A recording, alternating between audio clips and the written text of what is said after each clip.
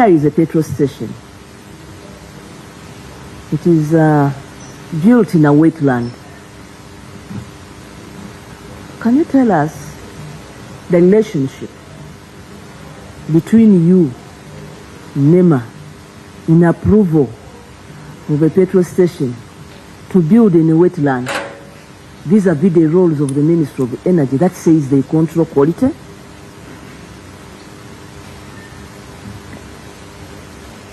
Actually, in addition to that, could be a wetland, could be next to a school, could be in homesteads and bordering homesteads, could be. So we need a bit of clarification on that as you clarify on her point. But I also want to, when you have clarified, slightly, okay, in summary, highlight for us which areas can never pass for a petrol station in this country. Where you say this is a don't. Whether you do what, here we cannot clear you, we cannot give you a green light on environmental impact assessment.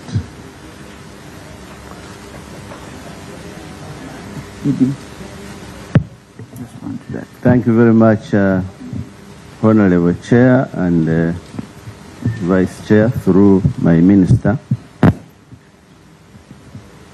In infrastructure development, there are 3 minimum layers of approval. The first is physical planning approval, which is regulated by physical planning committees of the local government. So these determine locations, what is best suitable according to the physical development plan of that area. So that's stage number 1. Stage number 2 is environment and social impact assessment. We evaluate, is the development going to offend the environment or not? If yes, we would recommend no development. If no, we say the environment and social impacts of this development are mitigatable, and so you can proceed with these mitigation measures. After that, the third layer of approval is building control committee. The building control committee controls the infrastructure, the plans, how are you going to construct, the strength of your building, the design, how it looks like. So that's building control committee. And particularly for fuel station, after that, you must get a license from Petroleum Supply Department of Ministry of Energy, who is the regulator for fuel stations. So you can't operate a fuel station unless you have a license from the regulator. So that's the permit to operate a fuel station. So those are 4 layers of approval. Our input is only restricted to evaluating environment and social impacts. Are they mitigatable? Are they not mitigatable? Is the fuel station going to offend the environment or not? That's where our input is. And what do you do when when they are not mitigatable, you deny a permit and they continue to construct? When the environment and social impact are assessed and are not found to be mitigatable, the project should not proceed. If you proceed, you are committing an offense and you are subject to enforcement action. Would you kindly help this committee? Just 1-2 examples where that has applied, or we have total compliance in that regard. When you deny, they don't construct. Or have you had any instances of enforcement, or there is total compliance? No, there are cases of enforcement, several of them. The vivid example is the one of Peche wetland in Guru. Is very recent. They were prosecuted. We've, I think, prosecuted also Starbucks. They have been convicted in some petrol station, I think. So I wouldn't say there is 100% compliance. It is our capacity to identify breaches which could be an issue.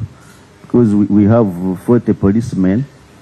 Now, 40 policemen, they may not be able to have effective control of what's going on in 145 districts. So I wouldn't say there is 100% compliance. But where we have identified non-compliance, we definitely take action. Mr. Chairman, subject to our limitations. just to sit on the other one of Mr. Okello, that proprietor built the petrol station in Lira, in the wetland, and he was stopped and chased away. Then he came to Guru, the same behavior, and has been stopped. And as you go to Guru, after National Water and Sewerage Corporation, towards the wetland itself, Sinabel, we have stopped it. So for me, that one is what I know very typically. So it should be on record of this committee that Okello is the biggest offender of them. Because you see, why I'm asking that. One, we want to take note that Kampala is free of those violations. By the time you go to Guru, really, you see Kampala is clean.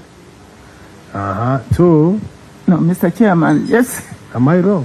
For clarity, that would not be a fair assumption. Only that I'm talking of that because every day I travel to Kigum, I pass there.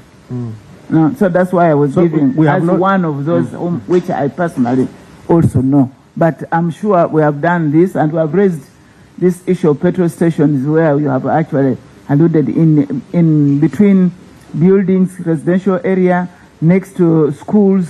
We have really gone on to this one. Maybe if you give us more time on that one particularly, when we come with the other list, then we can comprehensively pick them and highlight them for the submission of this committee. When you have limitations like the ED is highlighting, what do? You have limitations, but you also have a mandate. And you have the law. And you have the responsibility within the law.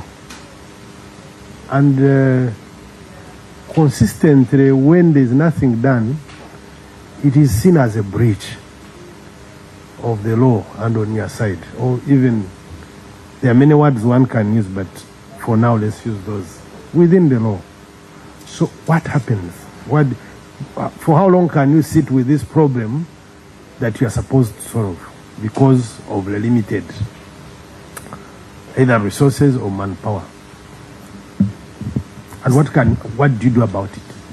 Mr. Chairman, it's a great concern, and I think the issue of protecting our environment is really upon we, the citizen of this country, across the board. But as you rightly said, as a mandate given to us, when we put our heads together, especially this committee, because we have sung over the shortage of funds, we don't have enough funds, and you are aware of that, Honorable Chair, and then the resources, including the human capital to do this. But I want to say that we have not only lamented here, we have escalated it even upward. We have made some requests even to the Fountain of Honor to beef up the enforcement arm. And I think when we sit with you as a committee and you appreciate that we really have this challenge, you will support us, Mr. Chairman, and we make it happen. You have a policy committee in place, a policy committee on environment in place. There is a policy committee on environment in place. There is a policy committee on environment in place in this country. Yeah, through my minister, the policy committee on environment is established by the Act. It is chaired by the Prime Minister, and the members are listed ministers. So the committee is in place. It is established by law. But to add on what my minister said. Maybe let's first finish on that. Yeah. It's in place. When did you last attend? Well, the chair hasn't scheduled one. In how long? Mr. Chairman, I think the mandate of this government, we have just started, and I'm sure, actually, as I was seated here, we had even calls to attend some meeting in the OPM, and I'm sure shortly we shall have that meeting. But previously, I have been also part and attended the Interministerial Police Committee. But for this, Sanja, you see, Honourable Minister, we are reviewing the sector. It can actually span 10 years. And these things, I want you to.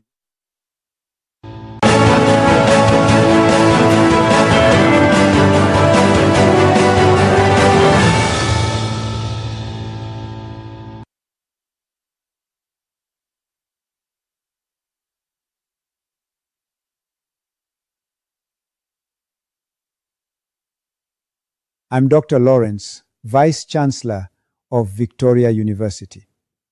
Right now, the world is being rewritten, and I want to show you exactly how. Artificial intelligence has already changed how we work, how we learn, and how we live. It's not coming, it's here.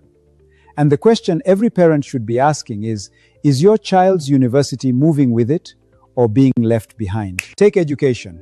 This used to be the classroom. Chalkboards, rows of desks, one voice at the front of the room. Now, this is the classroom at Victoria University. AI tutors, real-time feedback, every student learning at the speed of their own brilliance. Healthcare is next. This is how diagnosis used to work. Slow, manual, guesswork. This is how our students train today. AI-powered diagnostics, simulation labs, predicting illness before symptoms even appears. This is the future of medicine, and it's being taught right here in Uganda. It doesn't stop there. The way we bank, the way we farm, the way we build, AI is quietly rewriting every single one. And East Africa cannot afford to watch from the sidelines. So if you're a parent and you want your son or daughter to lead, not follow, this new world, ask yourself, where should they be?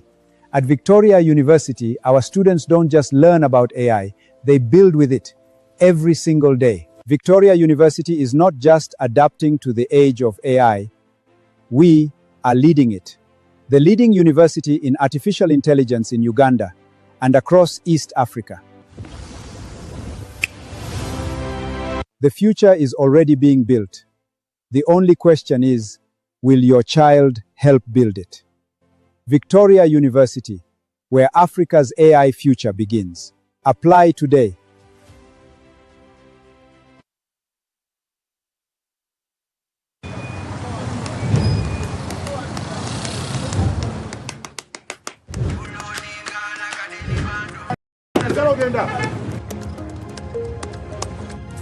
And that's it for today.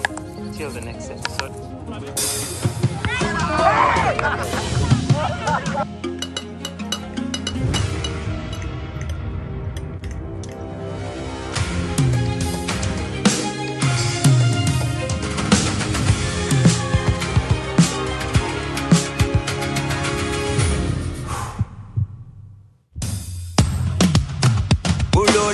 Like a daily bando, like a daily bando, like a daily bando.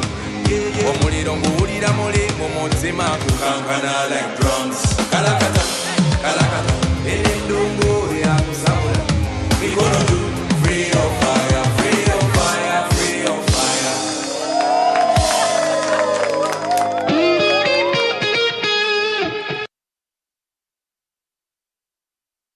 The Miss Uganda 2026 journey to the crown is calling.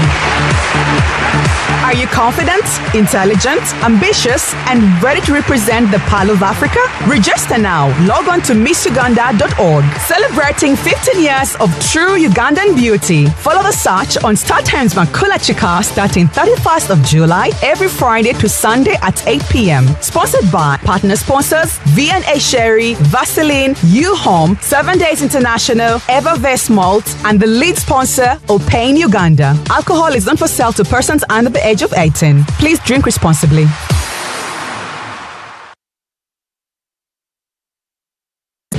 Every tricolor flag tells a story. Every anthem stirs a memory. Every Independence Day reminds us of the courage, sacrifice, and unwavering spirit that shaped a nation. This 79th India Independence Day, celebrate with Radio Wala by sharing your personalized Independence Day message across Radio Wala, Next Radio, and NBS TV, reaching thousands across Uganda and beyond. Join us in honoring the spirit of freedom while showcasing your brand as part of this meaningful celebration. Special India Independence Day advertising packages start from 1 million Uganda shillings. Reserve your spot today. Call or WhatsApp 0774 290 800. Radio Wala. Let's play.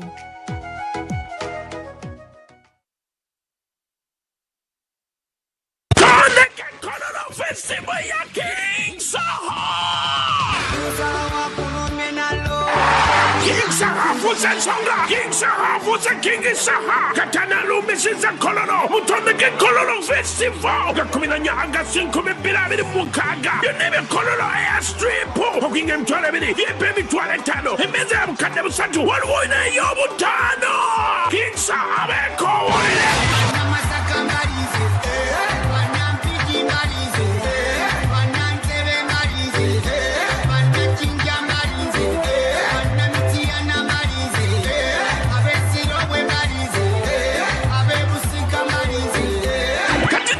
Watch on Yuka TV, NBS TV, NBS Music, Yuka Tunes, Capital FM Uganda, the Beat Farmer. Every evening at 9 p.m., NBS Live at 9 takes you inside the day's biggest developments, the decisions, the voices, the pressure points, and the people affected. Look out for the breaking updates, live field reports, exclusive interviews, expert analysis, politics, business, and the stories shaping Uganda and the world. From the corridors of power to the communities feeling the impact. Live at 9 brings you the facts, the context, and the questions that must be answered. When clarity, context, and the full picture matter, one bulletin brings it all together. NBS Live at 9. NBS. Always.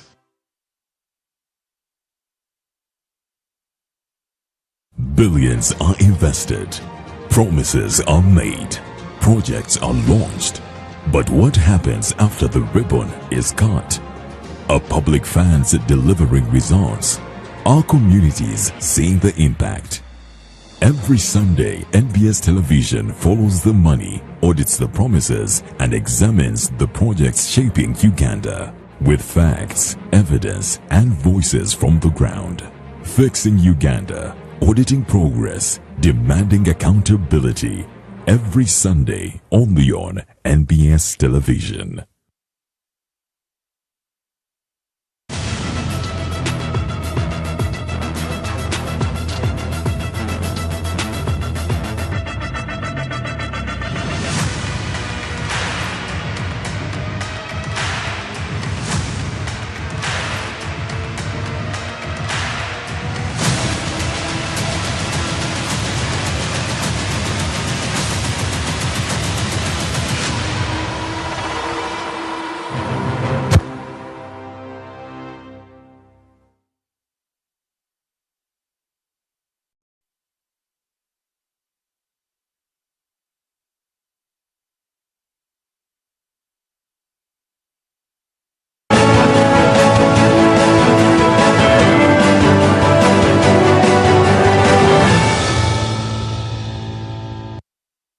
Issue, a national development driver, water security and food security, climate resilience, and economic development priority.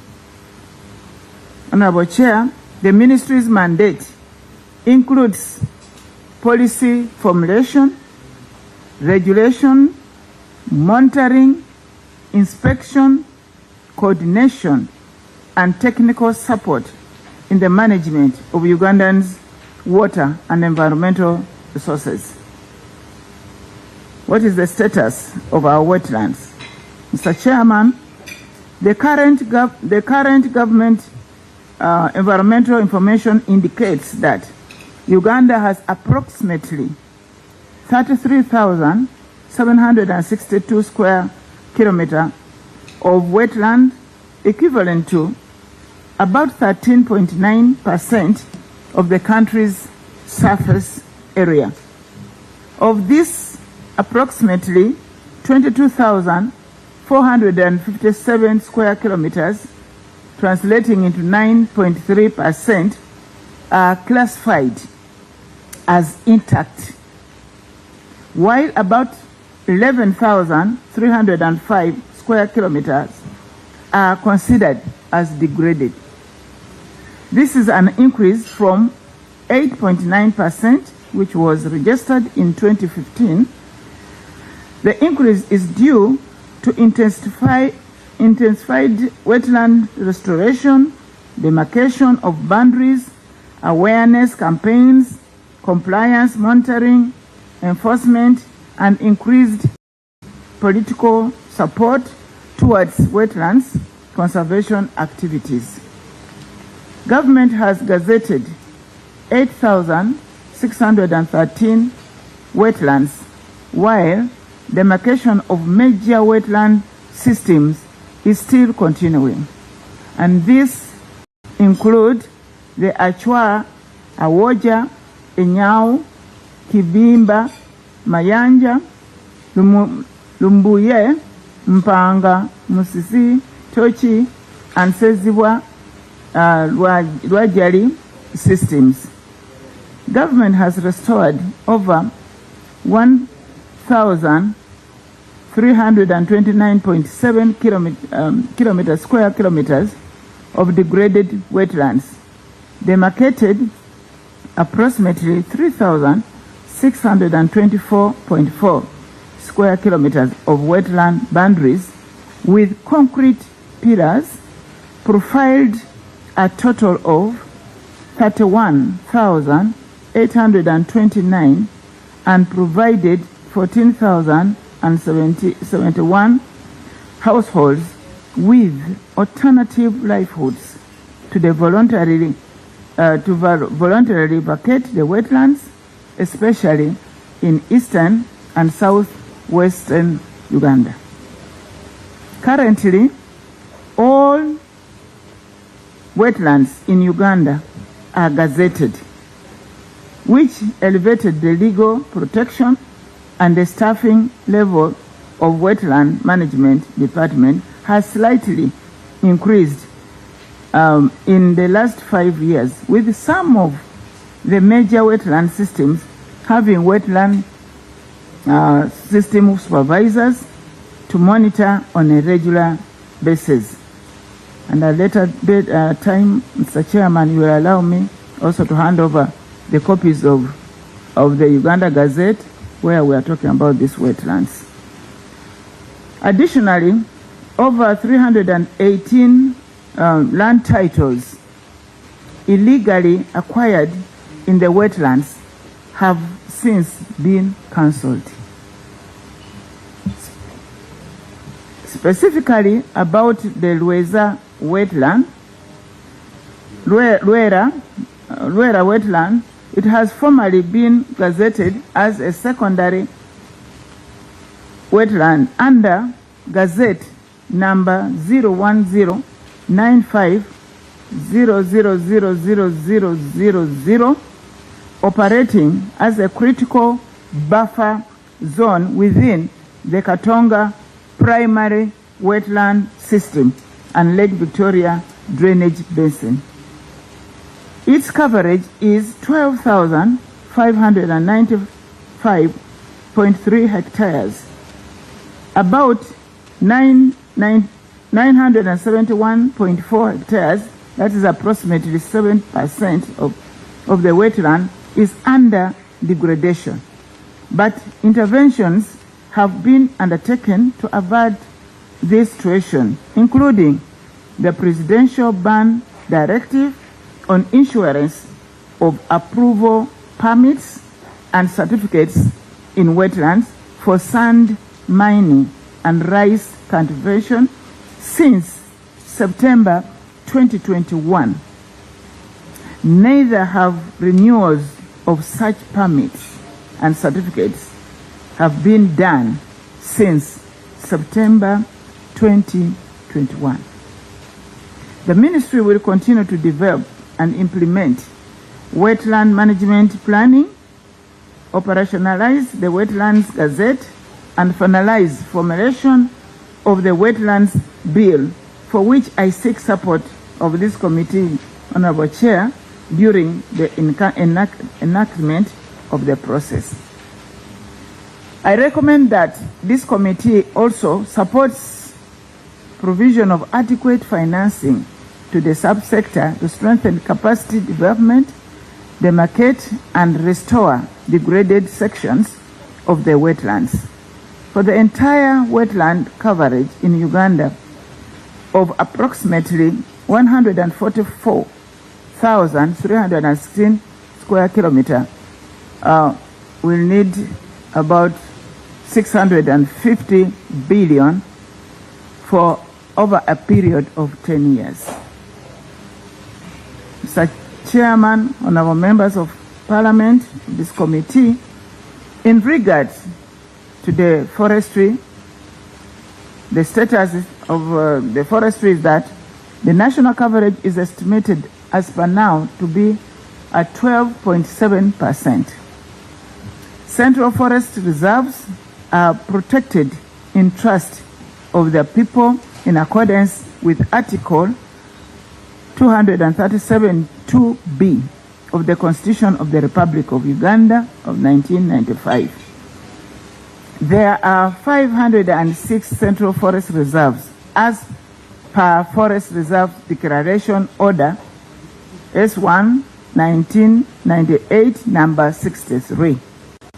The management and the control of these central forest reserves are vested in the Ministry of Water and Environment in line with the National Forestry and Tree Planting Act, Cap 160, as amended.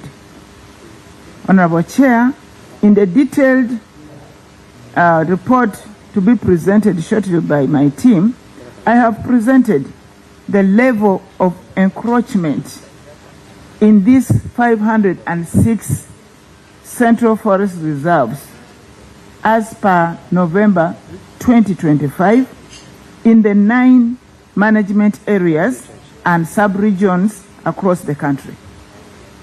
A total of 182,089 hectares, that is about 14% of the gazetted 1,265,471 hectares in the 506 reserves was encroached.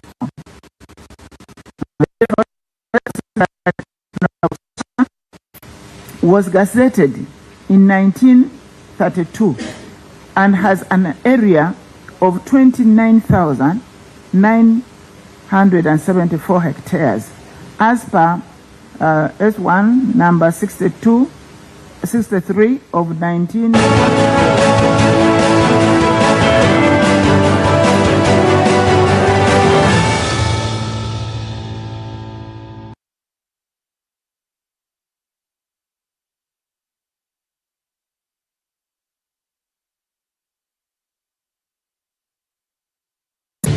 Every tricolor flag tells a story. Every anthem stirs a memory. Every Independence Day reminds us of the courage, sacrifice, and unwavering spirit that shaped a nation. This 79th India Independence Day, celebrate with Radio Wala by sharing your personalized Independence Day message across Radio Wala, Next Radio, and NBS TV, reaching thousands across Uganda and beyond. Join us in honoring the spirit of freedom while showcasing your brand as part of this meaningful celebration. Special India Independence Day advertising packages start from 1 million Uganda shillings. Reserve your spot today. Call or WhatsApp 0774 290 800. Radio Wala. Let's play.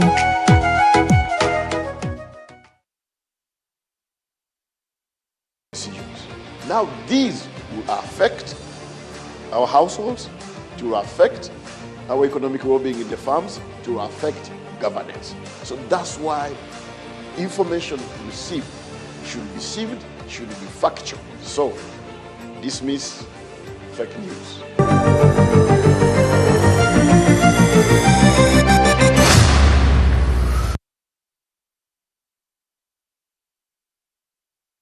I'm seeing you in a huge forest. Huge forest. Yes, I deal in forestry. You deal in forest. Yes. Hallelujah! In the name of Jesus. And I'm seeing a plane. Are you planning on traveling? Yes, to America. To America. Yes. Hallelujah! Watch the power of prophecy with Prophet Elvis Mbonye this Saturday, 6:30 p.m. on NBS TV, Uganda.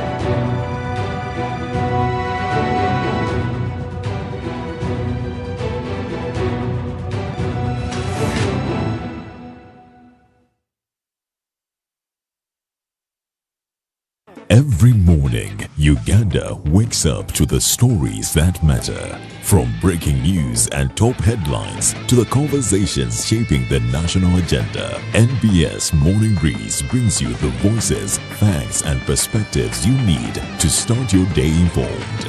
Politics, business, and Uganda speaks. Wake up to Uganda's most engaging morning conversation. NBS Morning Breeze. Monday to Friday, 6 a.m. to 10 a.m. NBS. Always.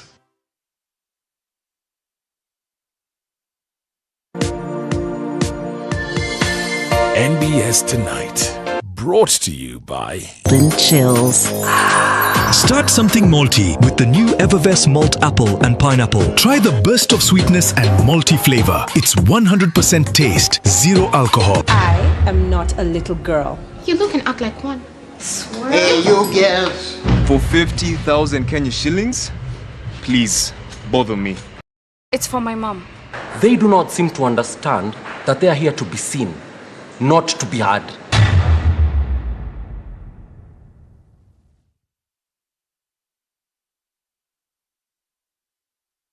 Don't let your mornings be boring. Today's Banana Day. I do feel like Uganda is winning on Banana Day. Really? There is no other country that can win as much as we do. Yeah, but please, we allow you to celebrate Banana Day only if you're using it for the right reason. What other reasons are you using bananas for? You're asking me? Yes. Whoa, relax. It's the Morning Switch on 106.1 Next Radio.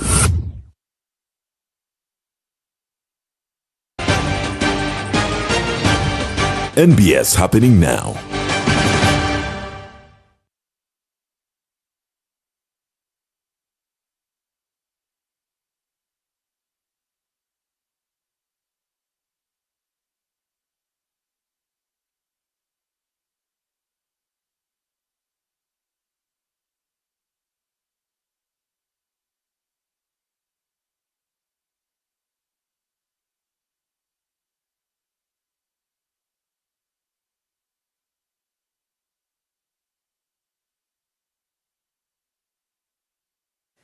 So every year, after the closure of the year, you must know the calendar year, 18 years later, how many youth will be in Uganda, what they will be doing, and what you want them to engage in order to be productive to the economy, planning well for them, and so on and so forth. The youth that the Right Honorable Prime Minister is talking about, those that are out of school, is now a concern globally.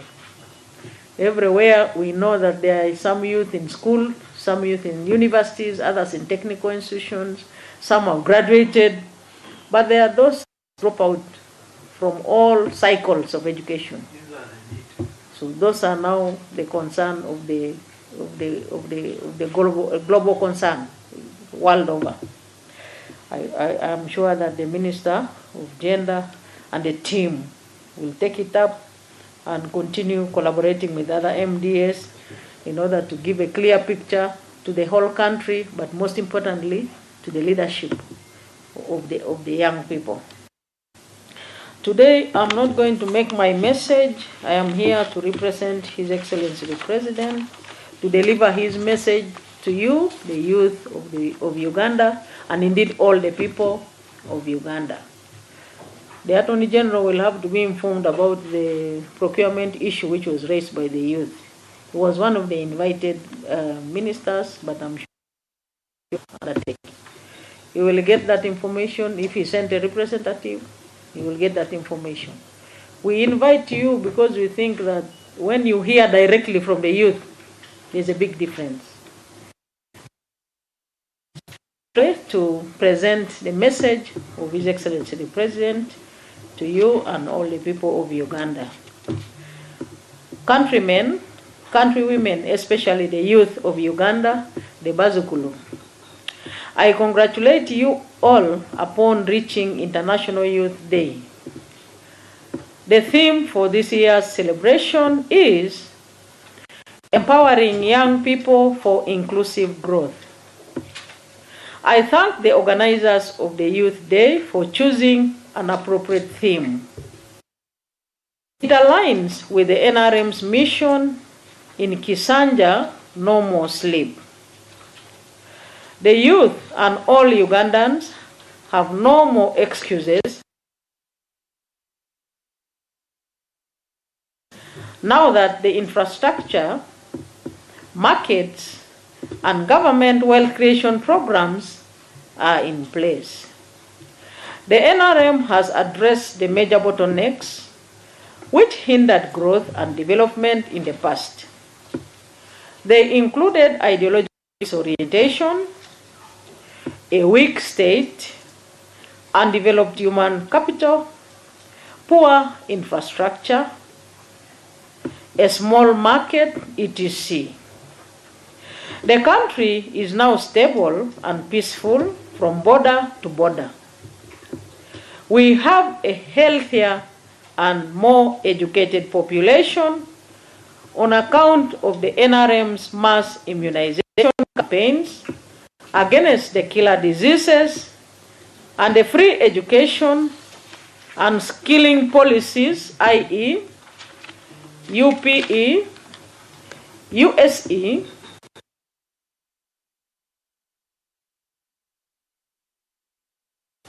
the investment climate,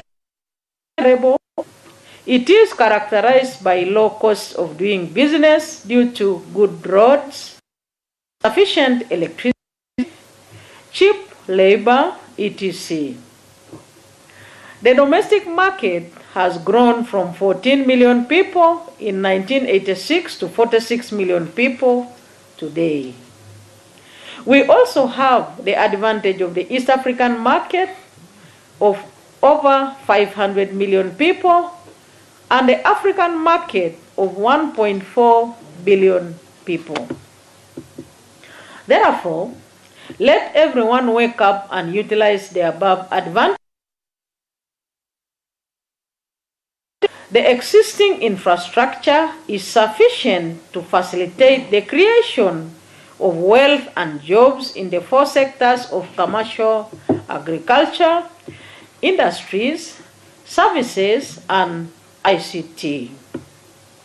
Although achieve economic development, it is not enough. Development belongs to everybody, and when the government builds a tarmac road, installs electricity, piped water, schools and health centers, that is development. It is for the public. But development will not put food on your table.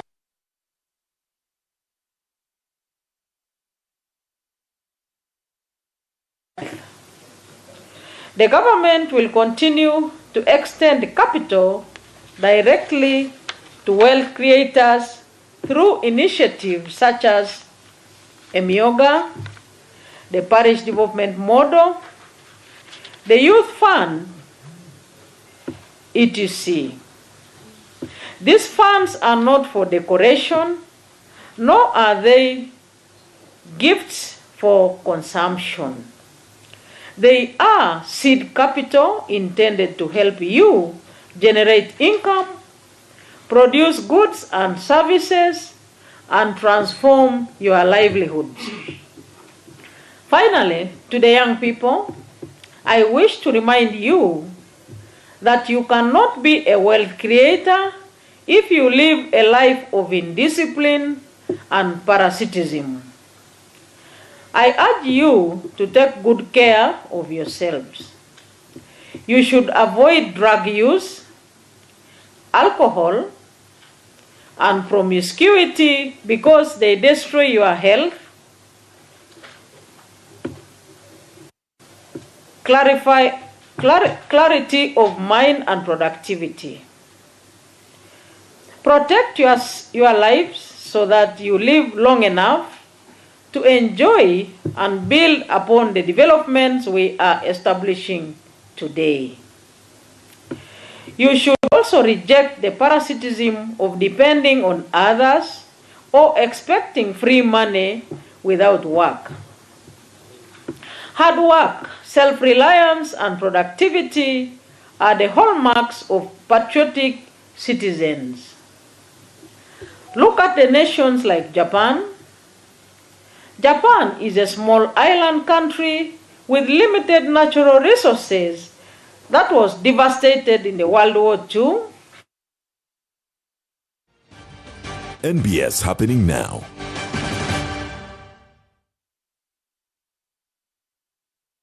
NBS Television brings you two unforgettable dramas. Mondays and Tuesdays at 8 p.m. Step into Honorables, where every laugh hides a secret, every conversation has a movie, and behind the doors of a bustling Kampala bar, politics and ordinary lives collide. Then on Wednesday and Thursday at 8 p.m., it's Socialites, a world of fame, friendship, ambition, and betrayal, where every post has a price and every choice can change a life. Two gripping stories, four unforgettable nights. Honorables, Socialites, only on NBS Television. Always.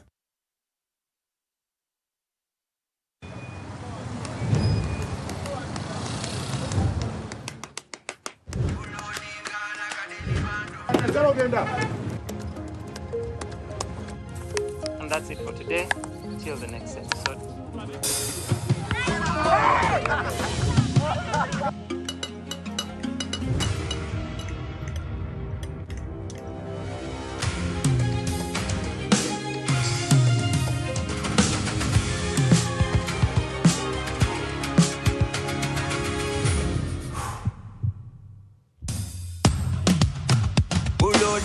Like a daily bando, like a daily bando, like a daily bando. Omuliro nguwulira muli mu mutima kukankana like drums. Kalakata, kalakata, endungu ya kusabula. We gonna do free on fire, free on fire, free on fire.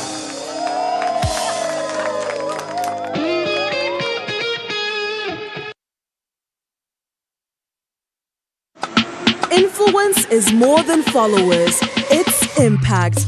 At Next Influencer, we connect brands with the right voices through a thorough vetting and discovery process. We onboard influencers with hands-on workshops that build skills, unlock real opportunities, and fuel professional growth. Brands find the perfect match, influencers get dignified jobs, and audiences experience authentic stories. This is where influence becomes value. Next Influencer. Create, discover, connect, influence.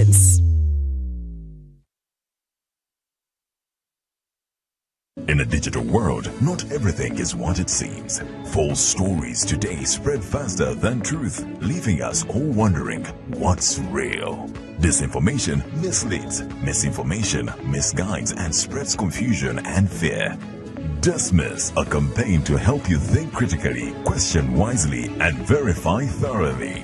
Join us. Let's build a more informed Uganda, one truth at a time. Dismiss, inquire, verify, confirm.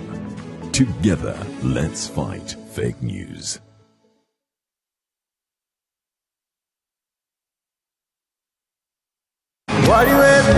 This year's maiden grand gospel show is the Mascot Live in Very Well concert.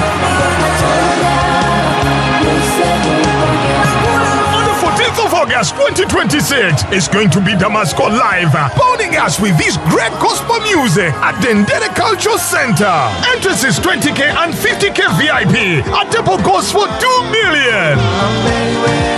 Get your ticket today from carrytickets.com. For more information, call 0702-832-568. Sponsored by NBS Music, Sanyuka Afromobile, Jeff Godwin, Newman Foods, QC Restaurant, Pal Automotives, Crown Japan Katwe, and Stream Road Safaris.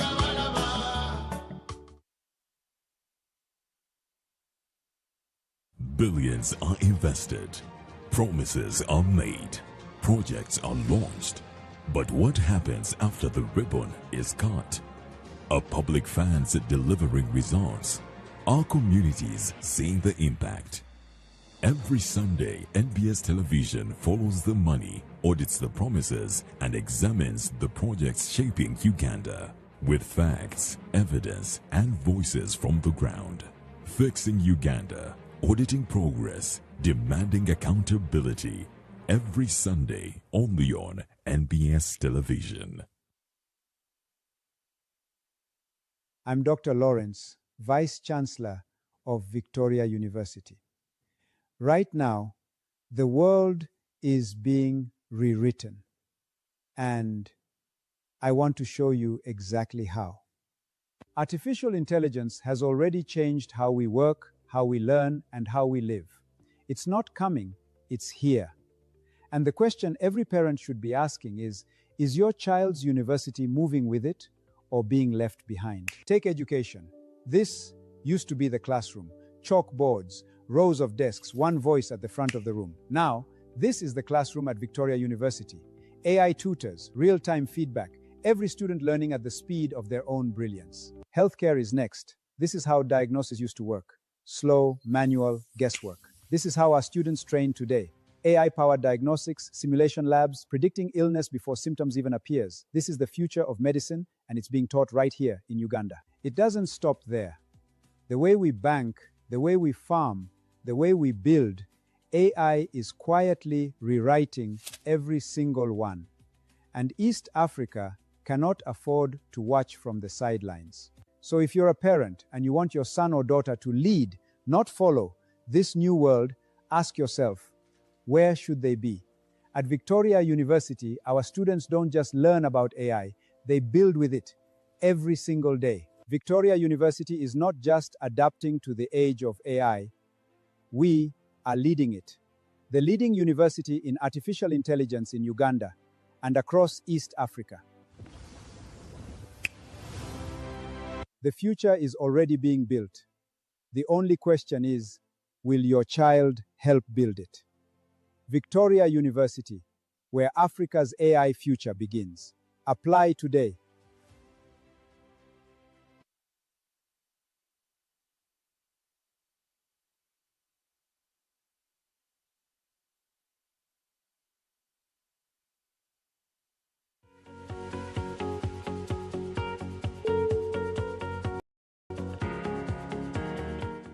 Welcome back from the break. You're still watching NBS is Made in Uganda, and I am your host, Isabella Tugume. Today we are exploring how Ugandan entrepreneurs are making strides in neighboring countries and what more can be done to solidify our presence in regional markets.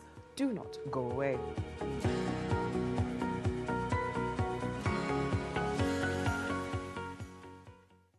Mr. Lozier, thank you so much for sparing time and joining us on this episode of or acting as a launchpad for the East African community, because if you can trade, first of all, domestically, that gives you a mileage even when it comes to the aspect of the regional markets. Because if you are set domestically, that means you know you can meet your domestic market, and you look at the surplus you have. But we need to go beyond the aspect of surplus to ensure that we are trading what we can call targeted markets, prepared for those markets as a country, and be able to meet the required standards which are called for within the markets. Because when you look at what is happening between Uganda and the EAC member state, recently you saw what happened between Uganda and South Sudan on a Legu corn or maize corn, and then the recent issue we had with Kenya on the eggs and milk. So you find that even when you have domestic markets that are able to act as a springboard, that gives you at least a step to ensure that even when the other challenges are coming in place, you can feed your internal market, which is domestic market. How competitive are Ugandan products as compared to their counterparts within the East African region? Competitiveness, when you look at the EAC market, we are not far different from one another. We are almost trading the same items. We are trading in maize, we are trading in coffee, we are trading in other like eggs and others. You find that we are trading in almost the same commodities. So you find that the competitiveness of the Ugandan products would be on how are we set in terms of meeting the required standards, but also even ensure that the agreements we agree on or we sign as a country, even at the ES level, are fit for the purpose in the way that they are supposed to give us a good trade platform. Because as I told you, that almost the commodities we are trading in between the EAC member states are similar or related, and that gives us a challenge as Ugandan countries to stand on the same podium when you are selling the same commodities. So that means you are supposed to have you have prepared well to meet to fit into that market by making the required standards put in place, but also being able to supply to the available markets. Because now, as you see, we started like 3 countries, we are now like 8 countries, and each country has its own requirements. But in terms of competitiveness, when you look at the items we are selling from Uganda to other member countries, because you can find that we are also selling items like these tools that are required by other member countries, like spades, tools like plastics. They can enter those markets because those markets are, in one way or the other, willing to open for us. But when you look at how prepared we are to be in a good position to compete well, that's also it is a challenge to us, because in one way or the other, our government has failed in one way to allocate adequate resources to support these traders to be competitive enough, but also even to market their commodities in the ESC level. What sectors have potential for growth in the East African community or in the region, and why? There are sectors that are good enough. For instance, the agriculture sector. I think we have not taken the opportunity of our advantage in the agriculture sector, because Uganda is fertile in one way or the other, and each commodity which you would love, each crop which you would love to plant on our soils, you can be able to get out at least something. But we have not prioritized that, because when you look at the way we are looking at the agriculture sector, most of the time we are cultivating for our own consumption, not even the target of Ugandan domestic market. We are just cultivating for our own consumption, and at the end of the day we sell off the surplus, and we say we are trading. And the people who are trading just look at getting money, that short-term getting of money, but not the aspect of looking at how can we use trade in agricultural commodities as our advantage, because at any time we can benefit from the agricultural sector. Because when you look at the other countries, when it comes to food, we have a lot of food in Uganda, and I think we cannot say that we are not a food basket for the ESC. So to me, I think we are a food basket, and all the commodities in the agricultural sector talk about food, talk about cotton, talk about coffee. If we can prepare them well and improve on all that value chain within those products, coffee, cocoa, cotton and others, and even other food related items or goods, I think we can do better. And when it comes to the aspect of services, I think our Ugandans have tried to be educated enough, and they are willing to work. That's why you see our Ugandans moving abroad to look for jobs. So to me, I think if we can prepare our the other one is tourism, and I think if we can prepare it well, give it what is needed, we can be able to be competitive enough in the ESC, but also even in other countries where we have signed our agreements. What initiatives has government put in place to promote Ugandan products?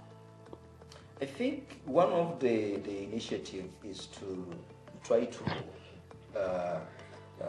negotiate market access, or do arrangement in terms of signing market agreements. For instance, at the ESC level, we have the common, they call it the market access agreement protocol, which is giving us the opportunity to sell our commodities across the ESC level. Our country also signed the tripartite, which is the ESC, SADC, COMESA. But the challenge is when you listen to what they are saying, that even when we have agreed on the common external tariffs, where we have bands, the 4 bands of 0, 10, 25% and 35%, they have still encountered challenges of members saying that we need to have what they call the stay of application. That a member country can say, I'm not fit to use those bands like 10% or 20%, 25% on that particular commodity because I have a problem on that particular commodity. So you find that there is that, you can call it force majeure, the narrow escape being applied by the member country in the way that they are trying to create favorable treatment within the agreements. So you find that regardless of us signing and having those markets, there are still some challenges due to the policy aspect. Thank you so much for being part of this week's edition of Made in Uganda. Keep the conversation going online using the hashtag NBS Made in Uganda across all social media platforms. In case you've been unable to catch this episode, please download the Alpha Mobile application for this and so much more content. Take care. God bless. I am Isabella.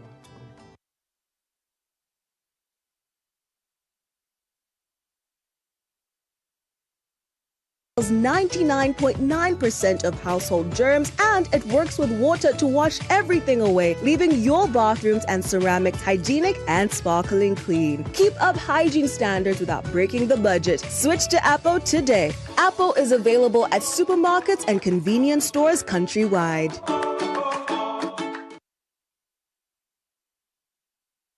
Remember the songs that made you sing, the moments that made you dance, the voice that captured a generation. Now, Grace Nachimera is back on stage. Join us for the Power of Grace live concert, a spectacular evening celebrating the music, the memories, the journey, and the incredible voice that has inspired audiences for years. Friday, 11th September 2026 at Kampala Serena Hotel. Early bird tickets 130,000 shillings, ordinary 150,000 shillings, and tables 3 million shillings. The Power of Grace concert is sponsored by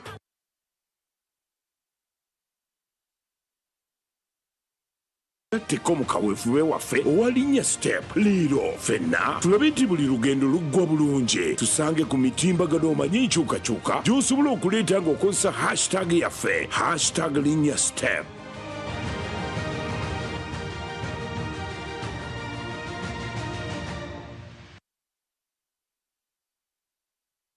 bannayuganda muwulire ekitabangawo bajja process ekutuusaako Irene Namatuvu atuuse mu Kampala ku Serena Hotel nga 21 August musajja atuumye Strong Woman live okuyira emitwalo 10 yepi emitwalo 15 ku gate ate badi emitwalo 10 ate meza ya milioni 3 tickets zitundibwa ku Papa Sport ku John Color Solutions ne ku Serena Hotel wennyene Irene Namatuvu yasinga mu kyabayita authentic Ugandan rhythms enkuba ya Afro Pop egatta engoma ya wano n'ekidongo ono ya Afrima Award winner best female artist mu East Africa choreography ya Irene Namatuvu screen stage n'amatala 21 August Serena Hotel mwana watu naba muwerekeddeko fogo galempita bimami bijje be Strong Woman ebikoze sente z'ekikazi twagala byana byeskoba bimadulo kyoza sente ziwawereza ku simu zabaddemu ekicupuli ky'etaano wereza endala twagidwa KCB Bank Newman's bakola obumpwatimpwati Victoria University Uniform Pepsi Mount Caleb International School Bwalula Veniva Logistics Afro Mobile Nesanyuka TV.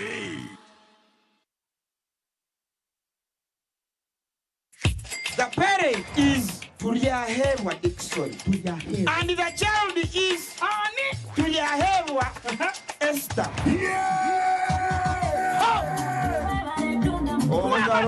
Kambera gwete kwa mugisha ngo ishe watu yahewa Esther wahangura school fees ngene na hateja shana amashemerwa gonka MTN momo eberewo mbeni nyegasta igana kaga ni 5 sta munana 0 hash kushashuro mwana school fees tokoma nyo mucheri zagwijo wanje ninga nchaka ngwasa kuzo wawe mwebare munonga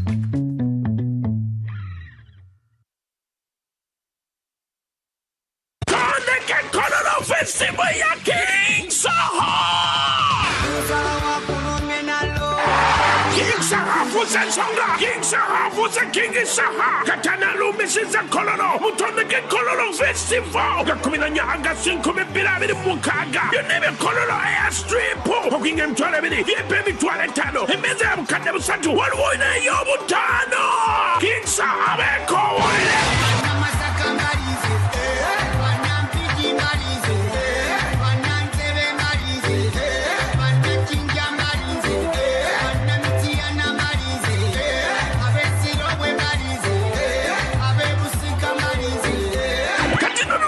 Sanyuka TV, NBS TV, NBS Music, Uga Tunes, Capital FM Uganda, the big farmer.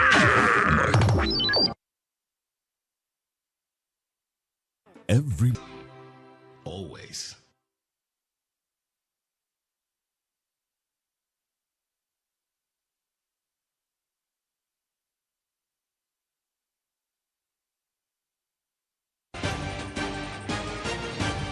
NBS happening now.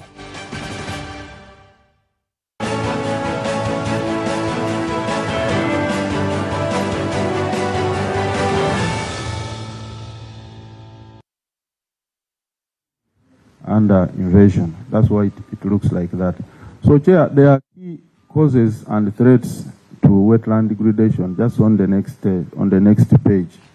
And here we are saying that degradation and loss of wetlands is due to widespread encroachment and the conversion. For one, we have agriculture in the form of rice and sugarcane growing in the east and northern Uganda.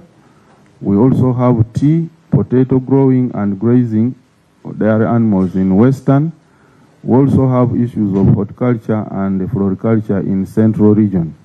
These are some of the driving forces to degradation. The second one, Chair, is rapid urbanization, which is being experienced in urban areas.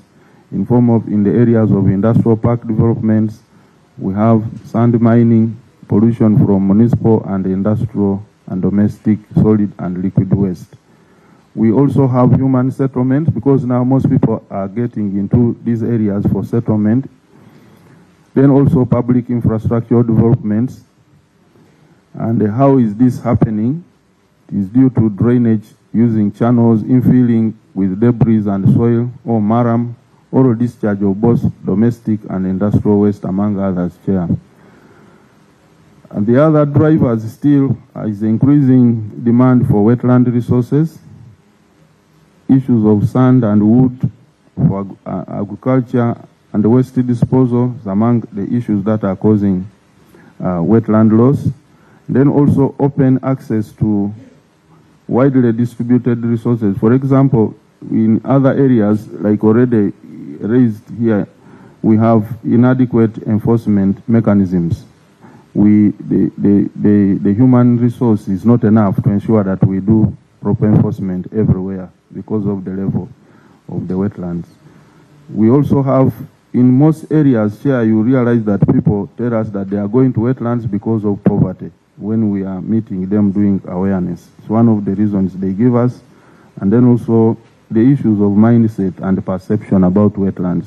In the past, I think these were regarded as wasted areas. So it is still a problem which we are trying to solve. Then also we have issues of inadequate or poor physical planning and infrastructural development. We have seen many cases where these wetlands have been given out for development. Also limited institutional coordination and enforcement mechanisms. We are not speaking well with some MDAs. Then also we have conflicting mandates. There are many ministers of lands, all of us who are in this space. Because if say for example, Chair, a title is issued in a wetland, probably before the issuance of a title, maybe consultations must be done, and these are the ones that we are grappling to cancel each time, even KCC, most of these institutions. Now, do you see why I was insisting on the policy committee? Because most of these ministries are members on that policy committee. And because it's not regular, so your hands are tied sometimes, even on how to advance, because you don't meet on a round table to discuss this thing. And it's a big breach of the law, because it's in the law. It's not an alien ask that someone is asking for what is not within the ambit of the law. It should come out clear, actually. I'm waiting for their documents, of course, on how they have been involved. But I am sure, even if they try to backdate and forge, we shall know. You'll find out that they are not, this committee is not sitting, and most of the issues that they are grappling with emanate from this lack of interaction.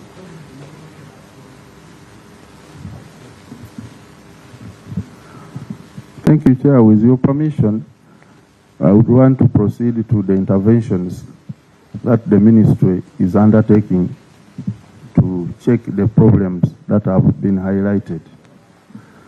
We have the issue we are trying to implement as one of the mandates of the Ministry, issues of policy. How come you missed the major offenders?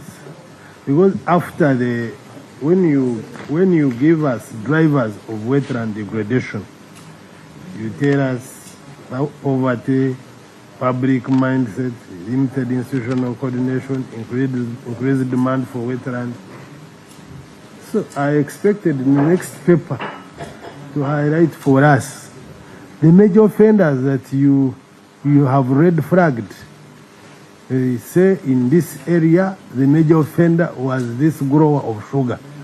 In this area it is this one who was cutting.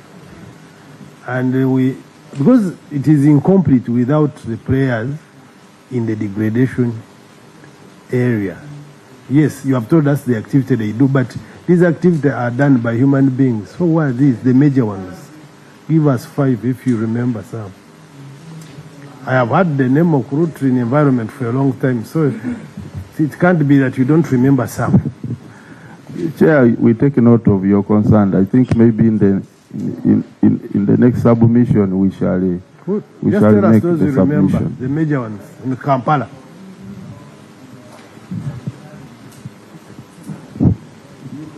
The other one. Oh, okay. For how long have you been in that position? I know there is one who passed on. Sorry. Chair, I've been a commissioner in that ministry for the last 3 years. And where were you? I was in the Ministry of Science and Technology, which was closed. Okay. So you do 3 years can't allow you to remember them. Would it allow you? No. It is a very short time. It's a very short time, isn't it? Because even PhD you can't have finished it in 3 years. So do you remember any? Chair, we shall make a formal submission. No, it is formal. When you're in this committee, it is formal. Everything is formal.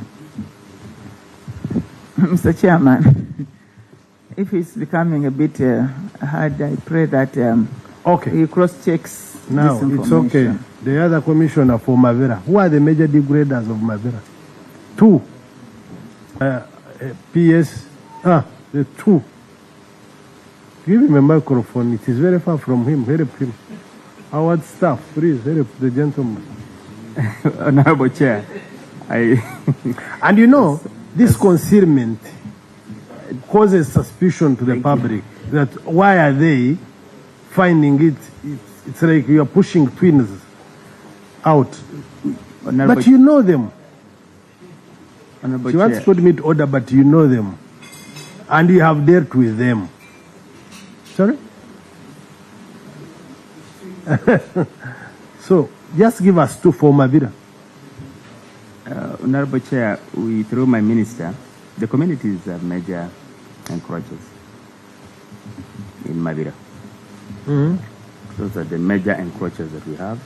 Communities in different forms. So, but you said those are inhabitants, that they were there even. So those the enclaves that we have. Okay, they could be doing activities that, okay. Who else? We asked for 2, not many. So communities, 1, ticked off. 2. The Chair, I'm aware of the communities as being the major.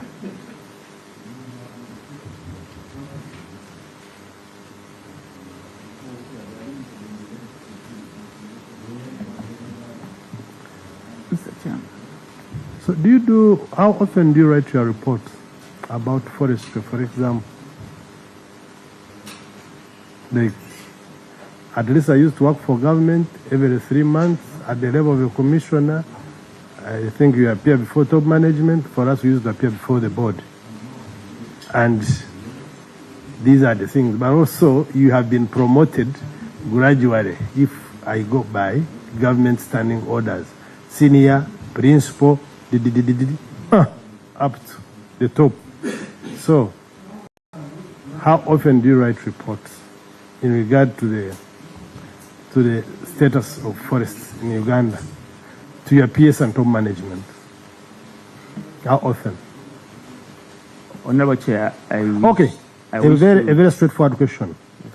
Are you conflicted in any way about degradation of forests? You as a person? Honorable Chair, I'm not conflicted. You are not conflicted. Do you have any worries that you need protection, that cameras move out and you say who the degraders are? I don't, but however... Is it that you don't know your department? Through my honorable minister, I would like to request, if it is okay, that the acting ED of the former National Forest Authority comes in at this point in time. What do you do? What is your work? And I am sorry, if there is anyone you know, I want to first deal with the ministry first. What is your core mandate in this? Because, you know, I am on you and you may take it personal, but you are the one who is there. And when you receive the appointment, you celebrate it, but these are the liabilities that come with it. So what is your core mandate? Just 3. Don't go into any other. Just 3. Honorable Chair of this committee, I wish to state that just a few months ago, we concluded the rationalization of the former National Forest Authority. And the former National Forest Authority was in charge of taking care of 5 or 6 central forest reserves, including Mavira. We at the Ministry of Water and Environment, headquarters initially, we were the Forest Sector Support Department. We are now Forest Sector Support department. We are now the Department of Forestry. And what were you doing in that? Now, for the Forest Sector Support Department, Yes. until recently, our core mandate was to formulate policies, prepare guidelines, standards for the management of all the forests in the country. That was our core mandate. Who was evaluating? The management of these assets, especially the Central Forest Reserves, was the responsibility of a semi-autonomous agency of the National Forest Authority, which has just recently been mainstreamed or merged with the departments. So some of the details, because they were reporting differently because of their mandate as a semi-autonomous agency. So some of the details, we are still putting all this together as we work together to see how we can deal with some of these issues. So you think who can tell us on this line? Chair, can I maybe as PS, let me secretary? just close up with him. I will come to you. Just a minute. So on this table, who can tell us? He just submitted, Chair, that the former acting ED. No problem. You just said the microphone. He's your immediate neighbor. Yes, and I don't think we should belabor this. The gentleman, we are lucky that he's here. Yeah, it's okay. He can answer your question with respect to the forest reserves that was under his mandate, the former NFA. What is your current title? I have a local employment contract with the Ministry of Water and Environment as an acting ED to support the transition. Okay. Now, we just want, now that they are saying you have a lot of information, we wanted to, but you can give us 3, now that you have a lot of information. The major offenders or the encroachers of Mabera, community ticked off, the other 2. Because you see, why do I insist on this? This is not our affair. It is neither Parliament affair, neither is it the ministry's affair. It is a public affair. Mr. Chairman, if you may allow me to intervene at this point, it will be good because to find out the offenders which are known, those are the people who are gotten, arrested, and prosecuted. And that one, we need those details of the court cases we have held. You have it right now here. You can mention them. But also on my part, I want to refresh ourselves that as Ugandans, we fought to protect Mabira against the sugarcane growing.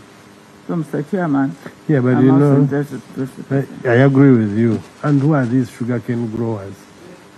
So I want, yeah. Because you see, yes, please. Submit. Go ahead. Thank you so much, Chair, through my Honorable Minister. Mabira is a very unique forest reserve, and as clearly indicated by the Honorable Minister, the forest of 29,000 hectares is having 13 villages in the middle in the 12 enclaves. The biggest challenge we've had is that these villages are involved in cultivation and they are continuously expanding in terms of population. The forest has been managed by a team of 6 people. 1 sector manager and 5 forest supervisors spread on the boundaries at the external. The internal, where we have enclaves, has not been focused on given the limitation in terms of numbers. And we have, the institution had only 1 vehicle and 5 motorcycles with 6 UPDF and 3 policemen. Now, from March 2025, we started getting too much pressure on Mabira, both from inside and from outside the external boundary. The biggest issues are, 1, the community is talked about, but 2, we have also mushrooming factories that are coming up in Mukono and Jinja, and most of them are using fuel wood as their source of energy. So the struggle has been to struggle to put them off the forest, including the timber cutters, especially those in Rugazi. We've been able to arrest and prosecute 83 people from 2025 March to June this year. And all of these, Chair, I'm happy to inform the committee that we've been taking them to the Standards Utilities and Wildlife Court, and we've been achieving 100% conviction. And all of these 83 people who were arrested, 73 have been convicted to a term not less than 1 year. The 10 people are still, the cases are still ongoing. So the biggest challenges are that the strategic location and need for commercial agriculture, including sugarcane, as the Minister said, is compromising our capacity to manage. Who is the biggest sugarcane grower encroacher there? Our neighbor is Meta. Does he encroach on the forest? Is he only a neighbor or an encroacher as well? When we opened the boundaries on the eastern part of Mabira, we found that there was encroachment of sugarcane into the forest. How many? The coverage? It was about 500 hectares. When we opened the boundary, they actually gave up that forest, that sugarcane, and we worked together onto the restoration. That part can be visited and confirmed, Honorable Chair. Any other? The other one is, of course, that people are presenting with titles. Every day the permanent secretary is verifying titles. People submitting within the forest. And these are people who would want to sell for commercial large-scale agriculture. So we are providing these titles, and possibly Landis will help to have them cancelled. So far, how many have presented with titles in Mabira? 4. 4? Yes, sir. What is their claim? They claim that they have mile land titles, and these were given by the district land boards and registered by Ministry of Lands. Yes, we want copies of those titles. We shall provide. And you summon those immediately with the Ministry of Lands here. Thank you. So how much is that? Maybe, okay, now that they have titles, we shall look at that. That's, you see, that's okay. Thank you very much. Yes, okay. Thank you, Honorable Chair. Okay. Thank you, Honorable Chair. We want now. Thank you, Honorable Chair. Now that we are still on the issue of sugarcane and the like, Mavira, I'm from Njeru municipality, which borders Mavira, and my patent issue is on the establishment of sugarcane factories and the compliances that are supposed to be met before a license is issued. It is true that NEMA does not issue overall operational or business licenses to sugar factories. But it is also true that NEMA must issue a mandatory environment compliance certificate with terms and conditions. My question is to whoever it is on that side of the sitting, that we have GM sugar in Njeru municipality. One of the requirements for issuance of a certificate of compliance is that the sugarcane factory should not be located in the middle of urban areas with settlements very close to people.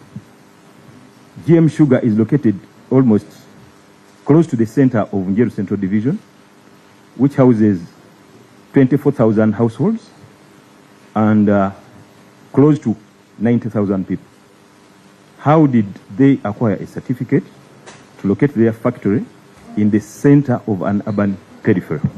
Maybe what we do, just for guidance purposes, submit it together with the other permits that we talked about. It's called what? Again? GM sugar. GM sugar. You submit the record of the environmental assessment, impact assessment for GM sugar as part of the other documents you're supposed to submit. Thank you, Chair. Honorable Chair, I also had one to our good gentleman. It is in respect of the sugar growing threat. you did mention, and I applaud you, that you worked with Meta and restored 500 hectares. But we also know within the sugar business, there is what is called outgrowers. Could it be possible that Meta abandoned that and went on the other route of having outgrowers expand into the forest? Have you looked at the so-called internal residents and the encroachment, whether they are growing cane? Because it is possible that Meta could have abandoned being a big company, but went the other route of outgrowers. I thank you. Chair. Yes, for record, I'm Ninsima Evelyn, the woman member of Parliament for Rwanda District, and I am born in Mafoga Enclave, and that is where I live. I want to thank NFA and the Ministry of Environment, because with their records, they do indicate that in Kabale, just 1% has been encroached. And that shows that there is some level of work being done in the central reserves. And what has been done is that the community has been involved to ensure the forests are conserved. And in the minister's remarks, she did mention that, for example, in Zonka Forest, there is the Friends of Zonka CBO that is working with entities to ensure Zonka Forest Reserve is conserved. And this implies that when the citizens, when the people choose to conserve the forests, yes, they are conserved. Now, back to Mabira, my question is, why were the 500 hectares degraded? Where were the authorities and where were the communities? Yes, we do appreciate that climate change is real and we all must participate. So where were the staff? And in Mafuga, I want to appreciate NFA because we had the police that helped the community to ensure we did not get foreigners coming in to degrade the forests and the natural shelter belts. Thank you very much. Now, I request that we go first a bit. You respond. Yeah, this is just a quick one. Why do you want quick ones? You'd have a long one. It's just a quick one in the same. Okay.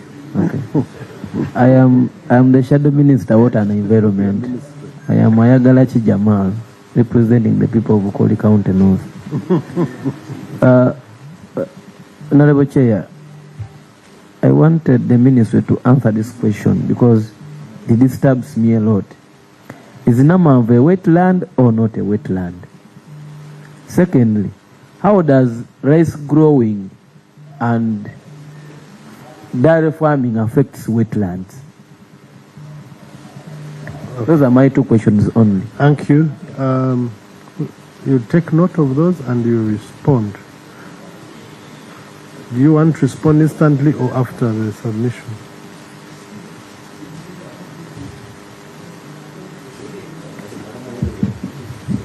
No, you didn't. Yeah. We interrupted him. We still have a long way to go. That's what I'm saying. We are going to put a hold, myself inclusive, on any interruptions. You first take us through. Okay. Then we come back to winding up with the interaction. Is taken note of from my Shadow Minister. Thank you, Chair. I was trying to present on the next slide, which shows the interventions, despite the challenges we have. And I was saying that as a ministry, one of our core mandates is to implement the policies, and we do in this the policy on environment and natural resources. We are also implementing the legal framework, the National Environment Act, the Water Act, and the Local Government Act, the Land Act, which also stipulate clear about issues of environment management. We have also established an institutional framework for management of resources.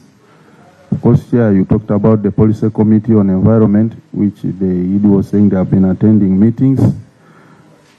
We have increased the level of restoration of the degraded wetlands and demarcated wetland boundaries, which we are continuing to do across the country. We are also implementing presidential directives on the ban on the issuance of permits and certificates in wetlands and also a cabinet directive on cancellation of the titles in wetlands. So far, another additional 318 have been submitted, and I think we shall provide a copy to the committee. We are continuing to do periodic monitoring and joint enforcement operations, Chair, not only in urban areas but also in the rural areas.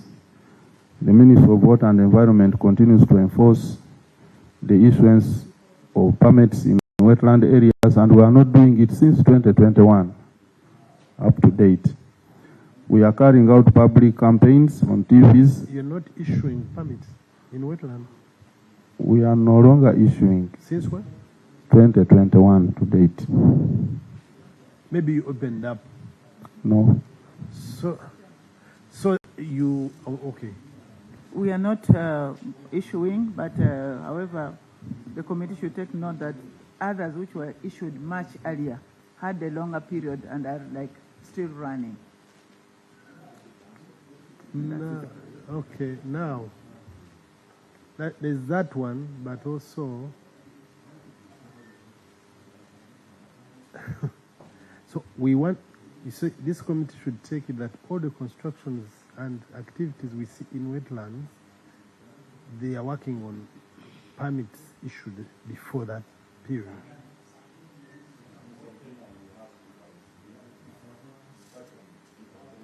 Okay, okay. You take note of that. It's very important. I want us to engage because I see a lot of activity happening, and I don't see any interruption. Leave alone even success is another thing, but trying. You try and fail, but I have not even. Okay, maybe we shall come to it. I want him to finish his presentation. Yeah? I will tell you the ones I've seen also, and the ones I've not seen. Thank you, Chair. We have registered a number of achievements over the years. We have restored 1,329.7 kilometers of degraded wetlands, which give us that increment from 8.9 to 9.3.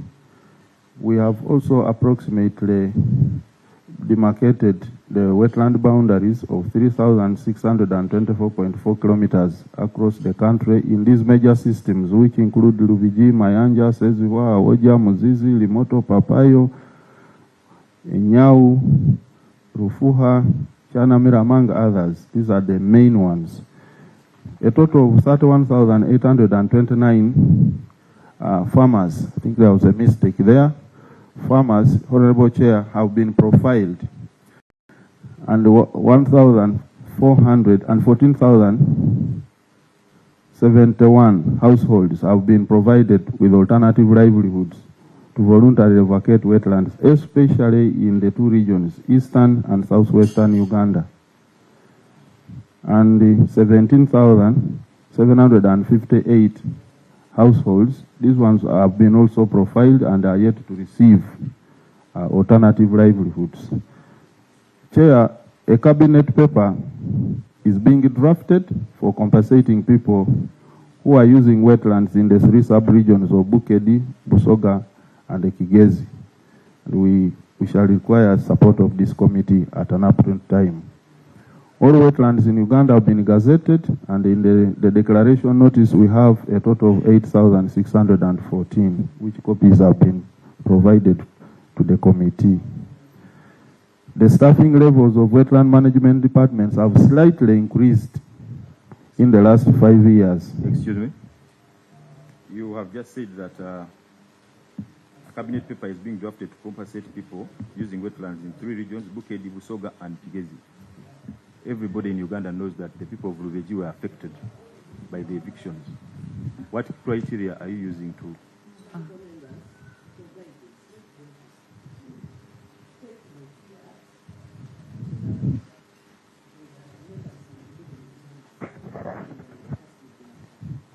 But Honorable Chair, maybe just to allay that fears, the three regions, as has been talked about by the President, these are areas which long time, like we have mentioned here, including Kabale, no, where left to go in the wetland mislaid. And it's a package, it's a special region, not individually. Others are being handled differently. But these ones, they have their titles and are willing actually to give back their titles to leave the wetland, but they were misled to go there.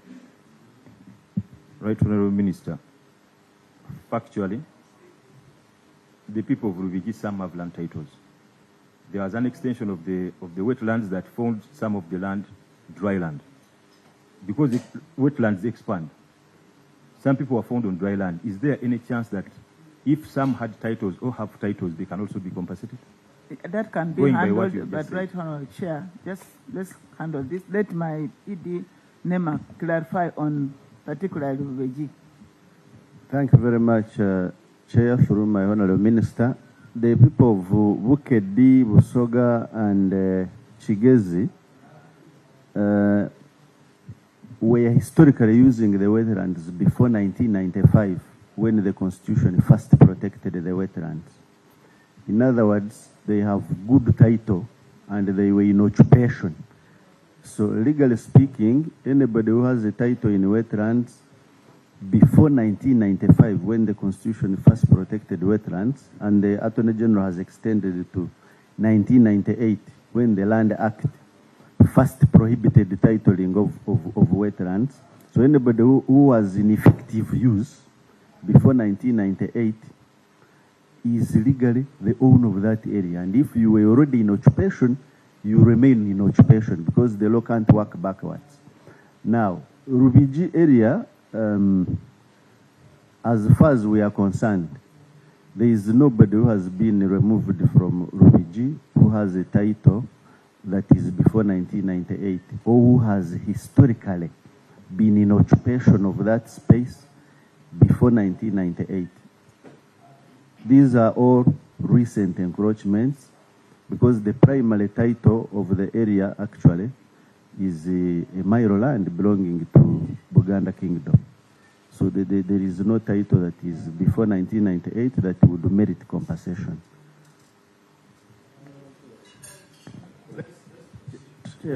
Let's proceed.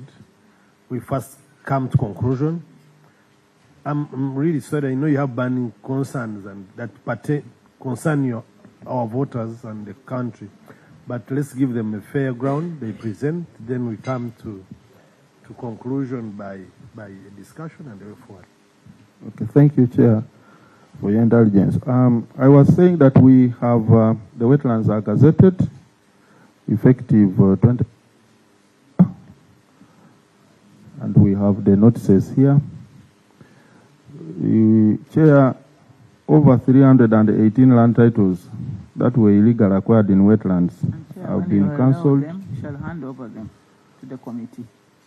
These have been cancelled. We also have copies of these that have been cancelled in the wetlands out of the 7,000 that were profiled. But Chair, of course, cancellation is a process, involves public hearing. So the rest that we have submitted for cancellation, Minister of Lands and Attorney General are still undergoing through the process of hearing before the final cancellation.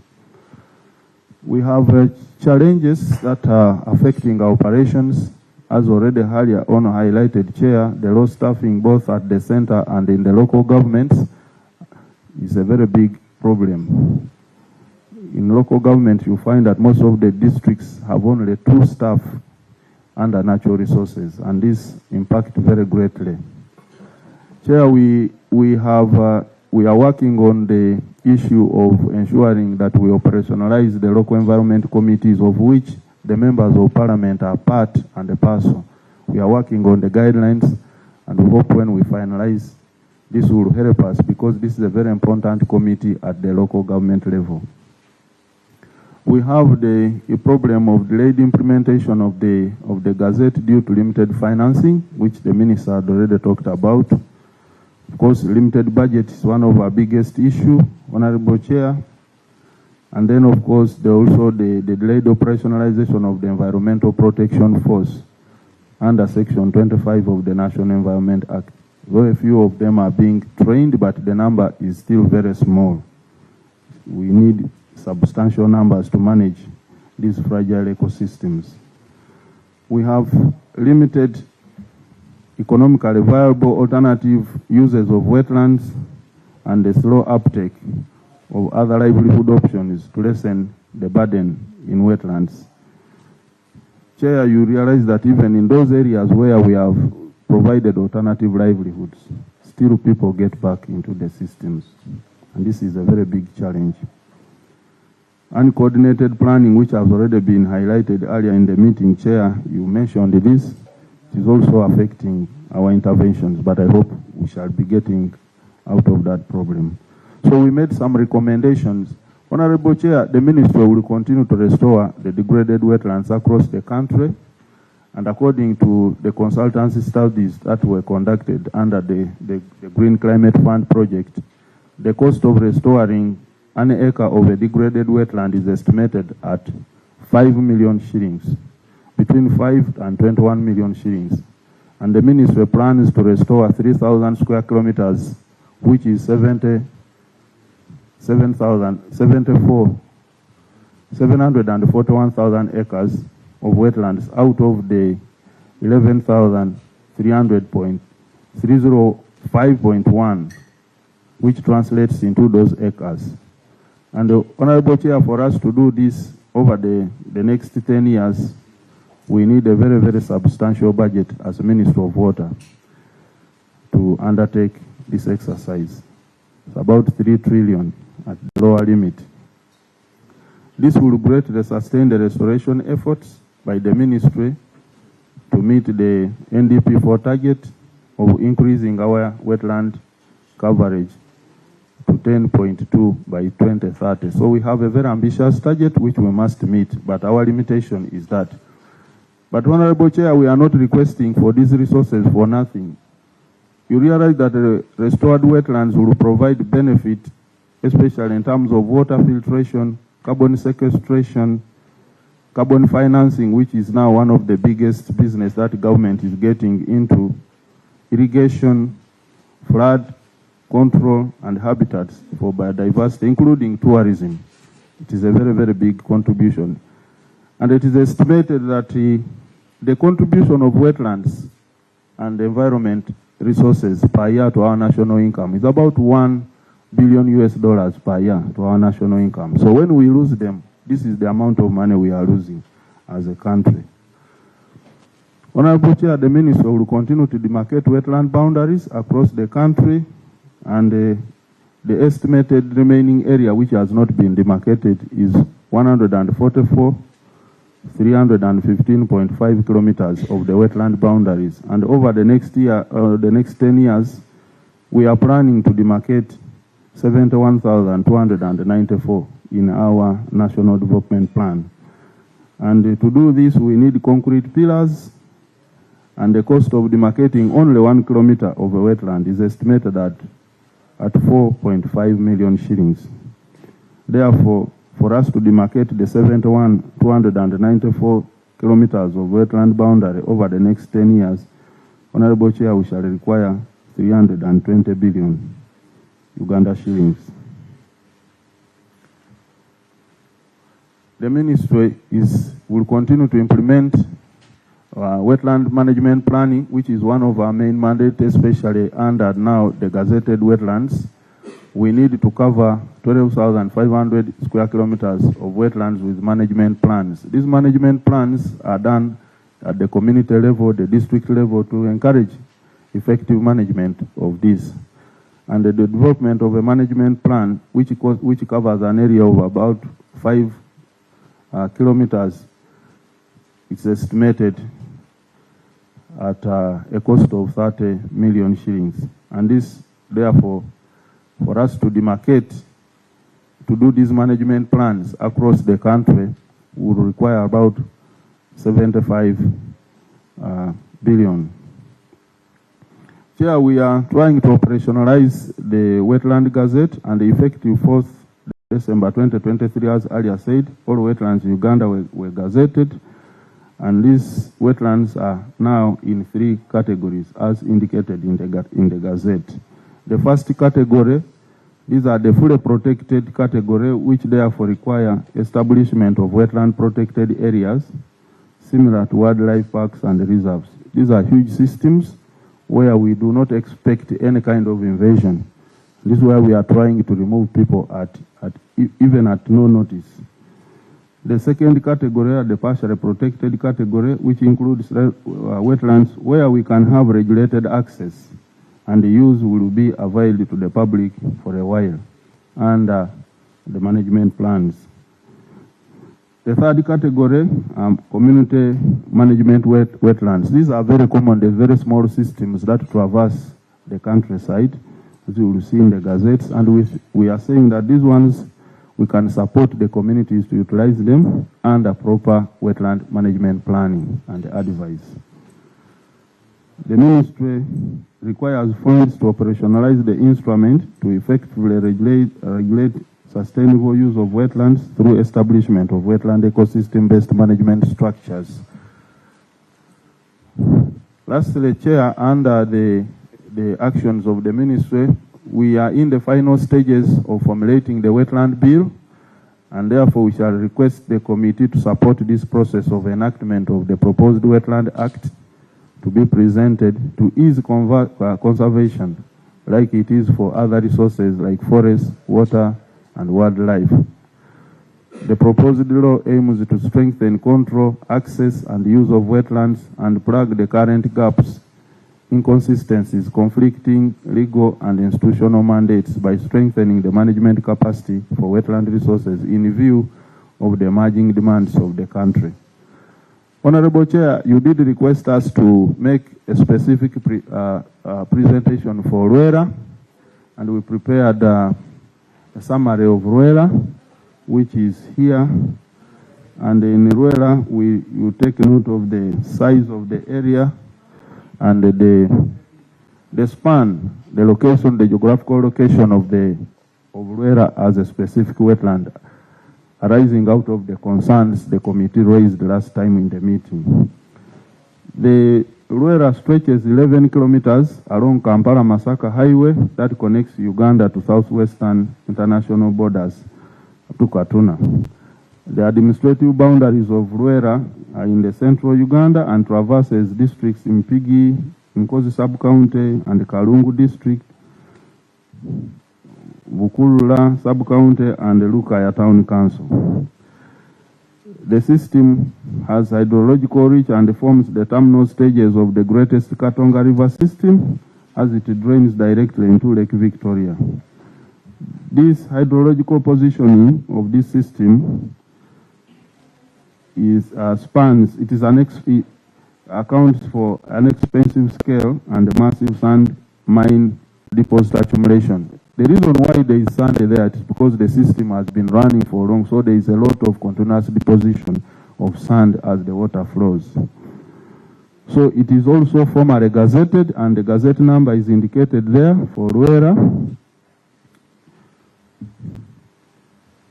The hydrological functions of that system, the system performs water filtration and prevents eroded sediments to filter directly into Lake Victoria and prevents pollution. It does flood control. It has biodiversity sources for protection. There we have mammals. Very importantly, Chair, Ruera is a very important breeding habitat for the migratory birds, including the crested crane, and also the breeding places for fish, and that accounts for the fish that is always in that place. Now, the key threats that are happening there, we have the highway that divides the wetland. The bridges were constructed, they were low, they were not suspended above the wetland to allow free flow of the water, and that now accounts for the recent destruction of the bridge and the culverts at that point. Also, crop cultivation and sand mining, as noted by the committee last time, is also one of the challenges that is in Ruera, but also as highlighted that some of these people got their titles earlier in that area.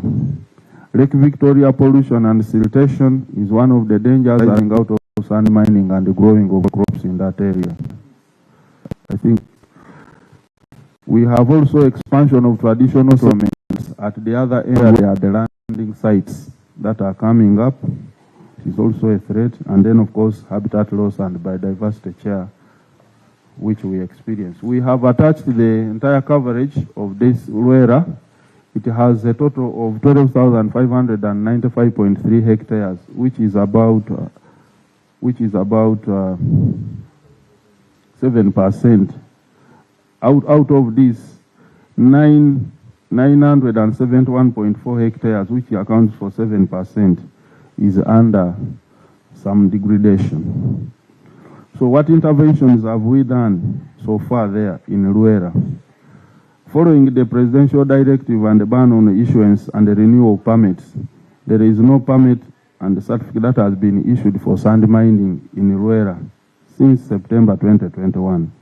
And even those that expired, we have attached a list of them for purposes of the committee to take note. There are no renewals that have been done. We are continuing to do periodic monitoring and joint enforcement. We have done there several enforcement. Even recently, Chair, we destroyed a number of boats and also made a lot of arrests.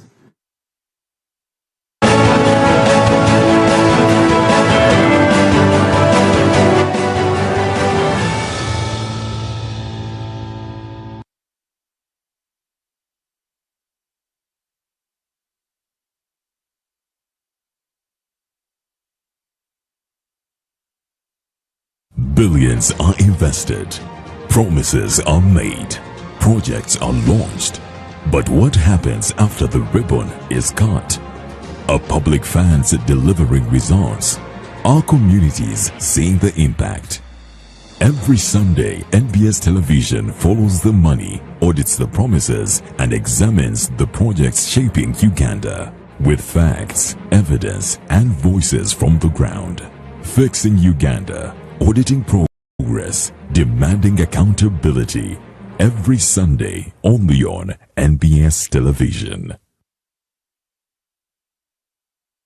Bannayuganda muwulire ekitabangawo bajjukira process ekutuusaako Irene Namatuvu atuuse mu Kampala ku Serena Hotel nga 21 August mu show gy'atuumye Strong Woman Live okuyira emitwalo 10 yeete emitwalo 15 ku gate alebadde emitwalo 10 ate emmeeza ya miliyoni 3 ticket zitundibwa ku Papa Sport ku John Color Solutions ne ku Serena Hotel wennyene Irene Namatuvu yasinga mu kye authentic Uganda rhythms enkuba ya Afro Pop egatta engoma ya wano n'ekidongo ono ye Afrima Award winner best female artist for East Africa choreography Irene Namatuvu screen stage n'amataala 21 August Serena Hotel mwana watu n'abamuwerekeddeko fogo karempita bimami bijje be strong woman ebikoze sente z'ekikazi twagala byana byeskoba bimaddulo kiwoza sente ziwaweereza ku ssimu z'abaddemu ekicupuli ky'etaano weereza endala twagidwa KCB Bank Newmans abakola obumpwatimpwati Victoria University Uniform Pepsi Mount Caleb International School Bwalula Geneva Logistics Afro Mobile Netsanyuka TV.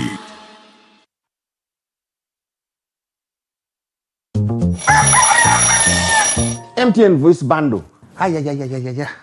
Load. Hey. Hello, Mama. Hey, it is me, your son, Opio. Hey, now, Mama, listen to me. MTN has the offer. Yes, it has the offer. You load from 7 a.m. to 8 a.m. Now, they have free MTN to MTN minutes. And those minutes are there all day. So you load, you'll thank me later. Hey, Mama. Load an MTN voice bundle between 7 a.m. and 8 a.m. and get 3 free MTN to MTN minutes valid all day. Dial *100 *21# and get your free minutes bully daily. Free your fire with free minutes from MTN. Together, our connection is unstoppable. MTN.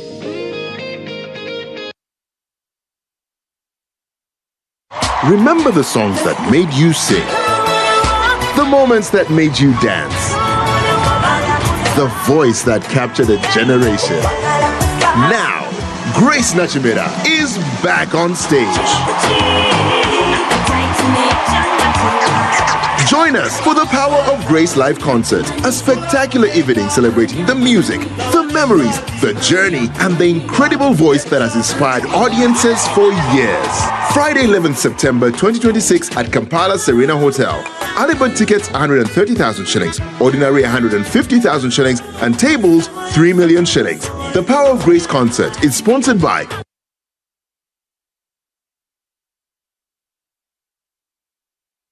The Miss Uganda 2026 journey to the crown is calling. Are you confident, intelligent, ambitious, and ready to represent the Pearl of Africa? Register now. Log on to missuganda.org. Celebrating 15 years of true Ugandan beauty. Follow the search on StarTimes Makula Chika starting 31st of July every Friday to Sunday at 8 p.m. Sponsored by partner sponsors V&A Sherry, Vaseline, U-Home, 7 Days International, Evervest Malt, and the lead sponsor, Opain Uganda. Alcohol is not for sale to persons under the age of 18. Please drink responsibly.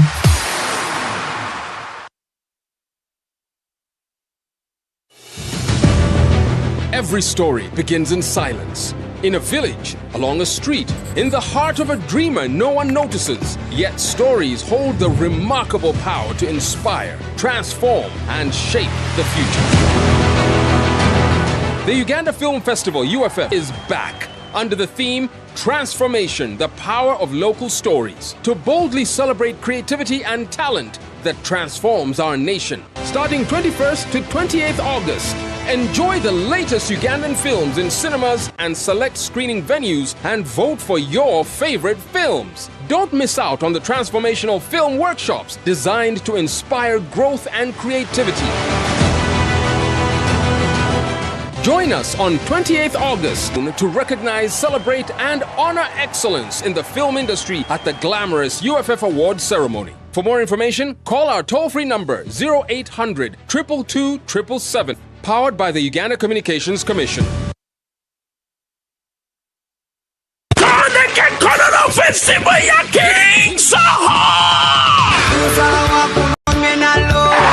King Saha fuza King Saha Katana lumisiza kololo Mutondeke kololo festival Gakumina nyanga sinkome biramiri mukaga Yonebe kololo airstrip Hokinge mtwale bini Yepe mitwale tano Emeze ya mkande msatu Waluoine yobu tano King Saha beko woine Namasaka marize Wanampiji marize Wanankebe marize Wanachinja marize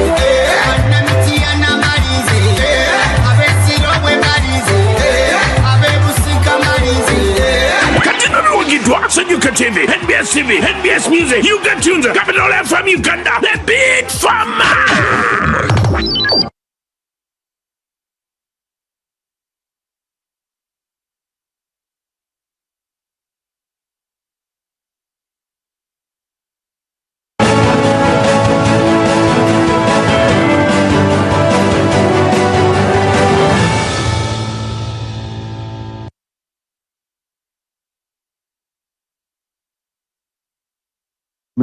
Rewarding local governments that have performed well.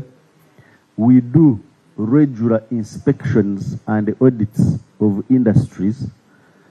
Yeah, the industries. And part of the issues we look out for when we go to inspect industries is actually waste management, both solid waste and effluent waste, which goes into rivers and lakes after treatment. They are supposed to have discharge permits so that you treat your effluent. If it meets the level of acceptable standards in line with our effluent standards, then you get a permit to discharge that waste. And our inspections have increased from 2,000 inspections per year, 495 inspections per year in 2021 to now 2,079 inspections per year. You must have had, for example, recent prosecution of 90 in Uganda for effluent discharge. We convicted them and the court fined them 180 million recently we've convicted PRO. PRO is a distillery, yeah, a distillery. They were discharging effluent that does not meet standard into the wetland. We've also prosecuted GM sugar. Somebody talked about GM sugar earlier, and they were convicted. So where we've found non-compliance, we have either prosecuted or fined, but our capacity to reach out to all of them is very limited. For example, we have 6 inspectors, 1, 2, 3, 4, 5, 6, for the whole country. So you can see that we have really to sample. Do you operate a fund? No, the fund is not yet operational. We rely on consolidated fund. What is the limitation for not operating the NEMA fund? The National Environment Fund was recovered, reinstated by Cabinet in 2023, having been taken by Finance.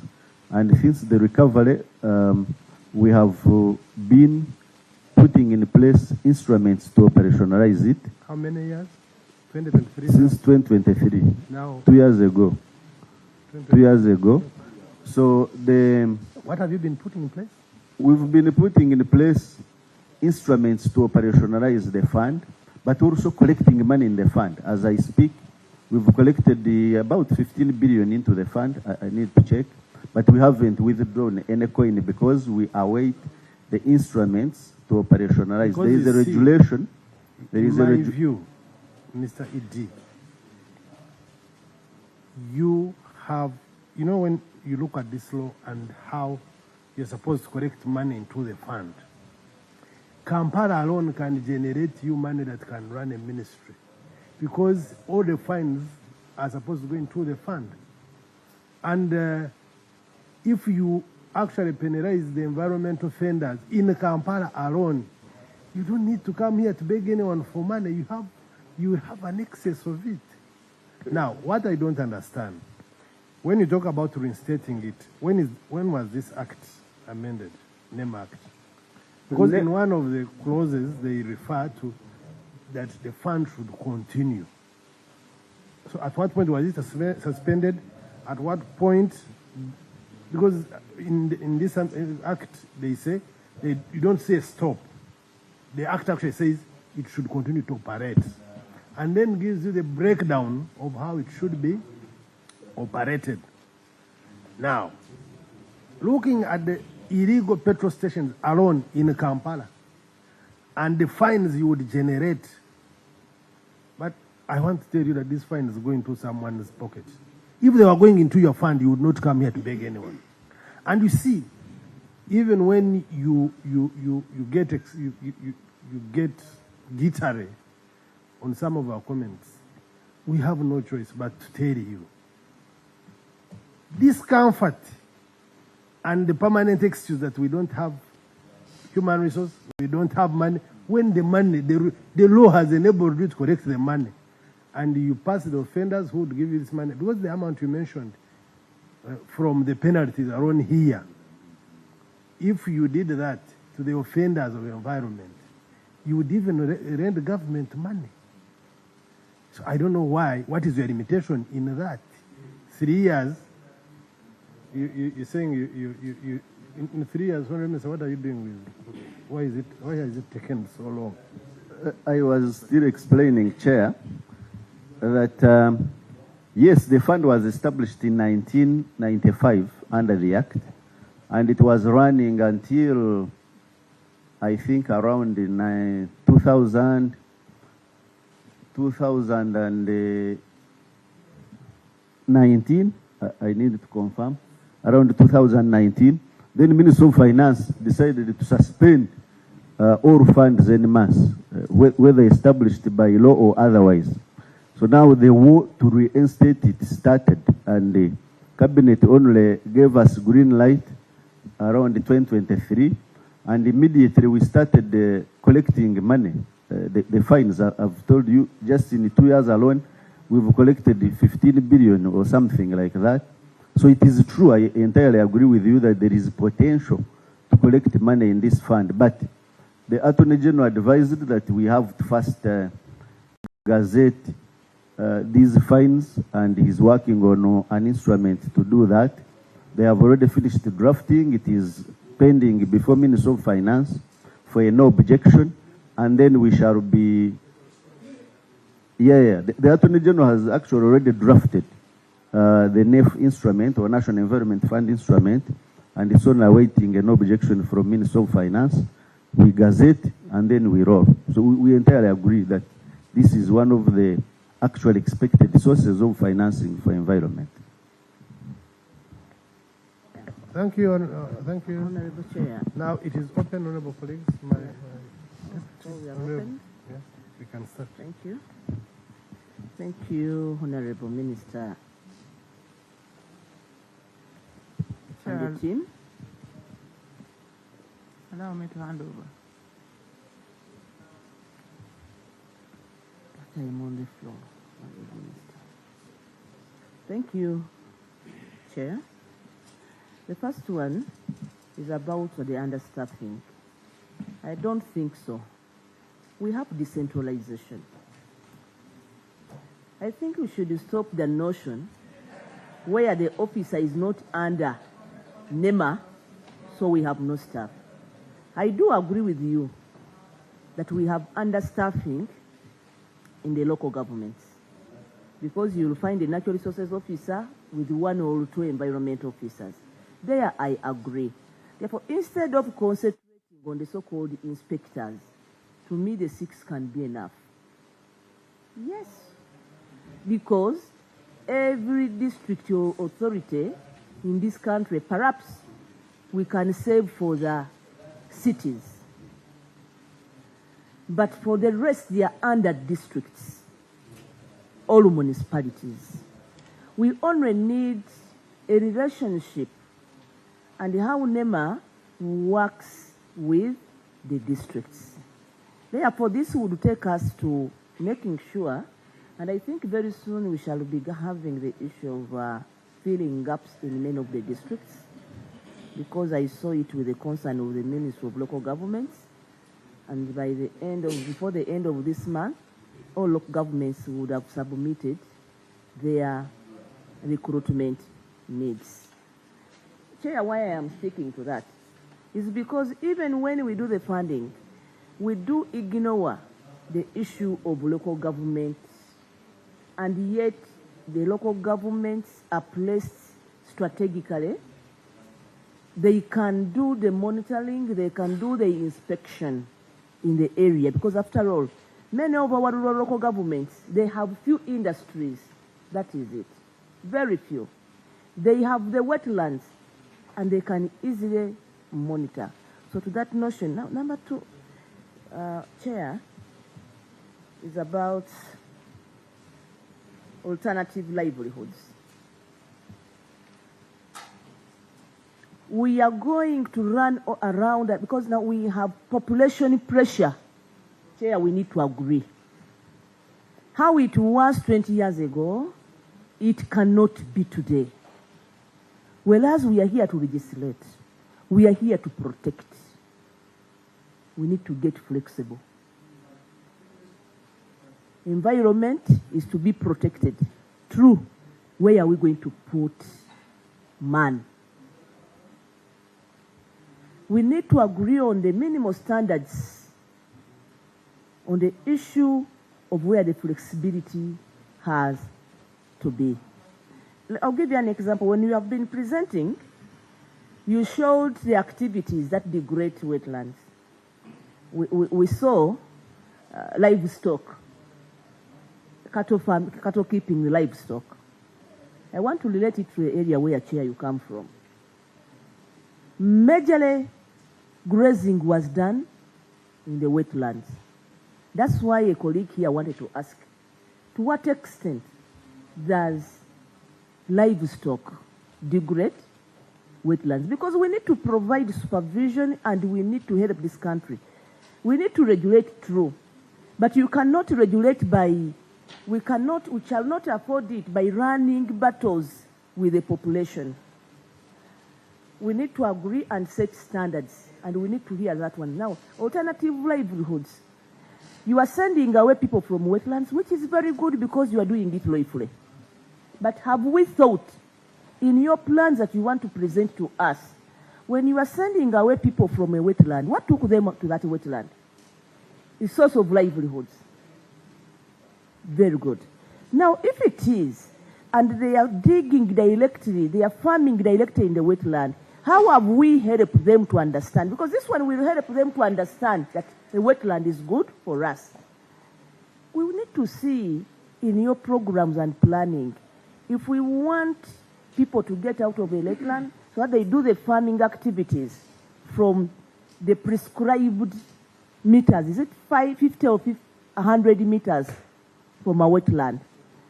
If it is a wetland that has a source of water, how have we provided irrigation services so that they can do the farming from the wetland itself to the land that is not in the wetland? Nema, you have not done this one. You have not worked with the agencies that be, because if you are going to do with the wetland, and this is the same ministry, how do you work with the water department that does to do with the issue of irrigation, the Ministry of Agriculture that does with water for production? But yes, we have this activity, but how are you providing so that we do relate during the budgeting? Honorable members, this is everywhere, because I know the ministry, you come and accuse members of parliament that at times they come to protect their voters. But the issue is you are sending them away. What is the alternative source of livelihood that we have tried to buffer? Chair, I want to conclude because members need to contribute, but I don't want to forget about interests on land. As you presented, you showed how Mabira was gazetted in 1932. This is a very big problem in Uganda. I will talk for where I understand the most. Perhaps even Toro, which have land tenure, which is Mairo. But the Uganda Agreement was done in 1900, which separated Mairo land and the public land, which was then called the Crown land. Now you come and gazette Mabira. That means there were people there.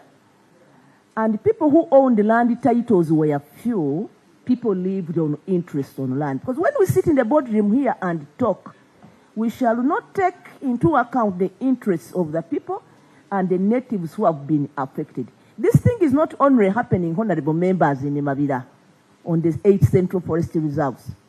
It is happening on these other small forest reserves. Chair, I am trying to make this point because I know the ministry is informed, because there is a committee now headed by the Prime Minister to sort out the same issue in Kyankwanzi district, which has 3 forest reserves, and you have parishes that have been evicted, but they are gazetted by local government. In the morning, during the day, you see the people. At night, you find a family of 20 people sleeping, trying to share where to stay. We need to solve this thing. We don't need to hide it. Because I know the officers, when they come here and we say, now why haven't you protect the environment, the forest? We need to also bring out the challenges we find. Honorable Minister, I know you like the issue of preservation of the environment so much, but we also need to protect the people. We have people who are landless, who have been evicted, but it is not their mistake. In 1970s, the then president made a decree. People were settled in forest reserves, not central forest reserves. They ate in these small forest reserves. Actually, the president calls it a bisaru. In some tenure systems like Uganda, those areas were left for purposes of the future. We need a very good planning with the ministry, because we are not going to hide our heads in the sand. How are we going to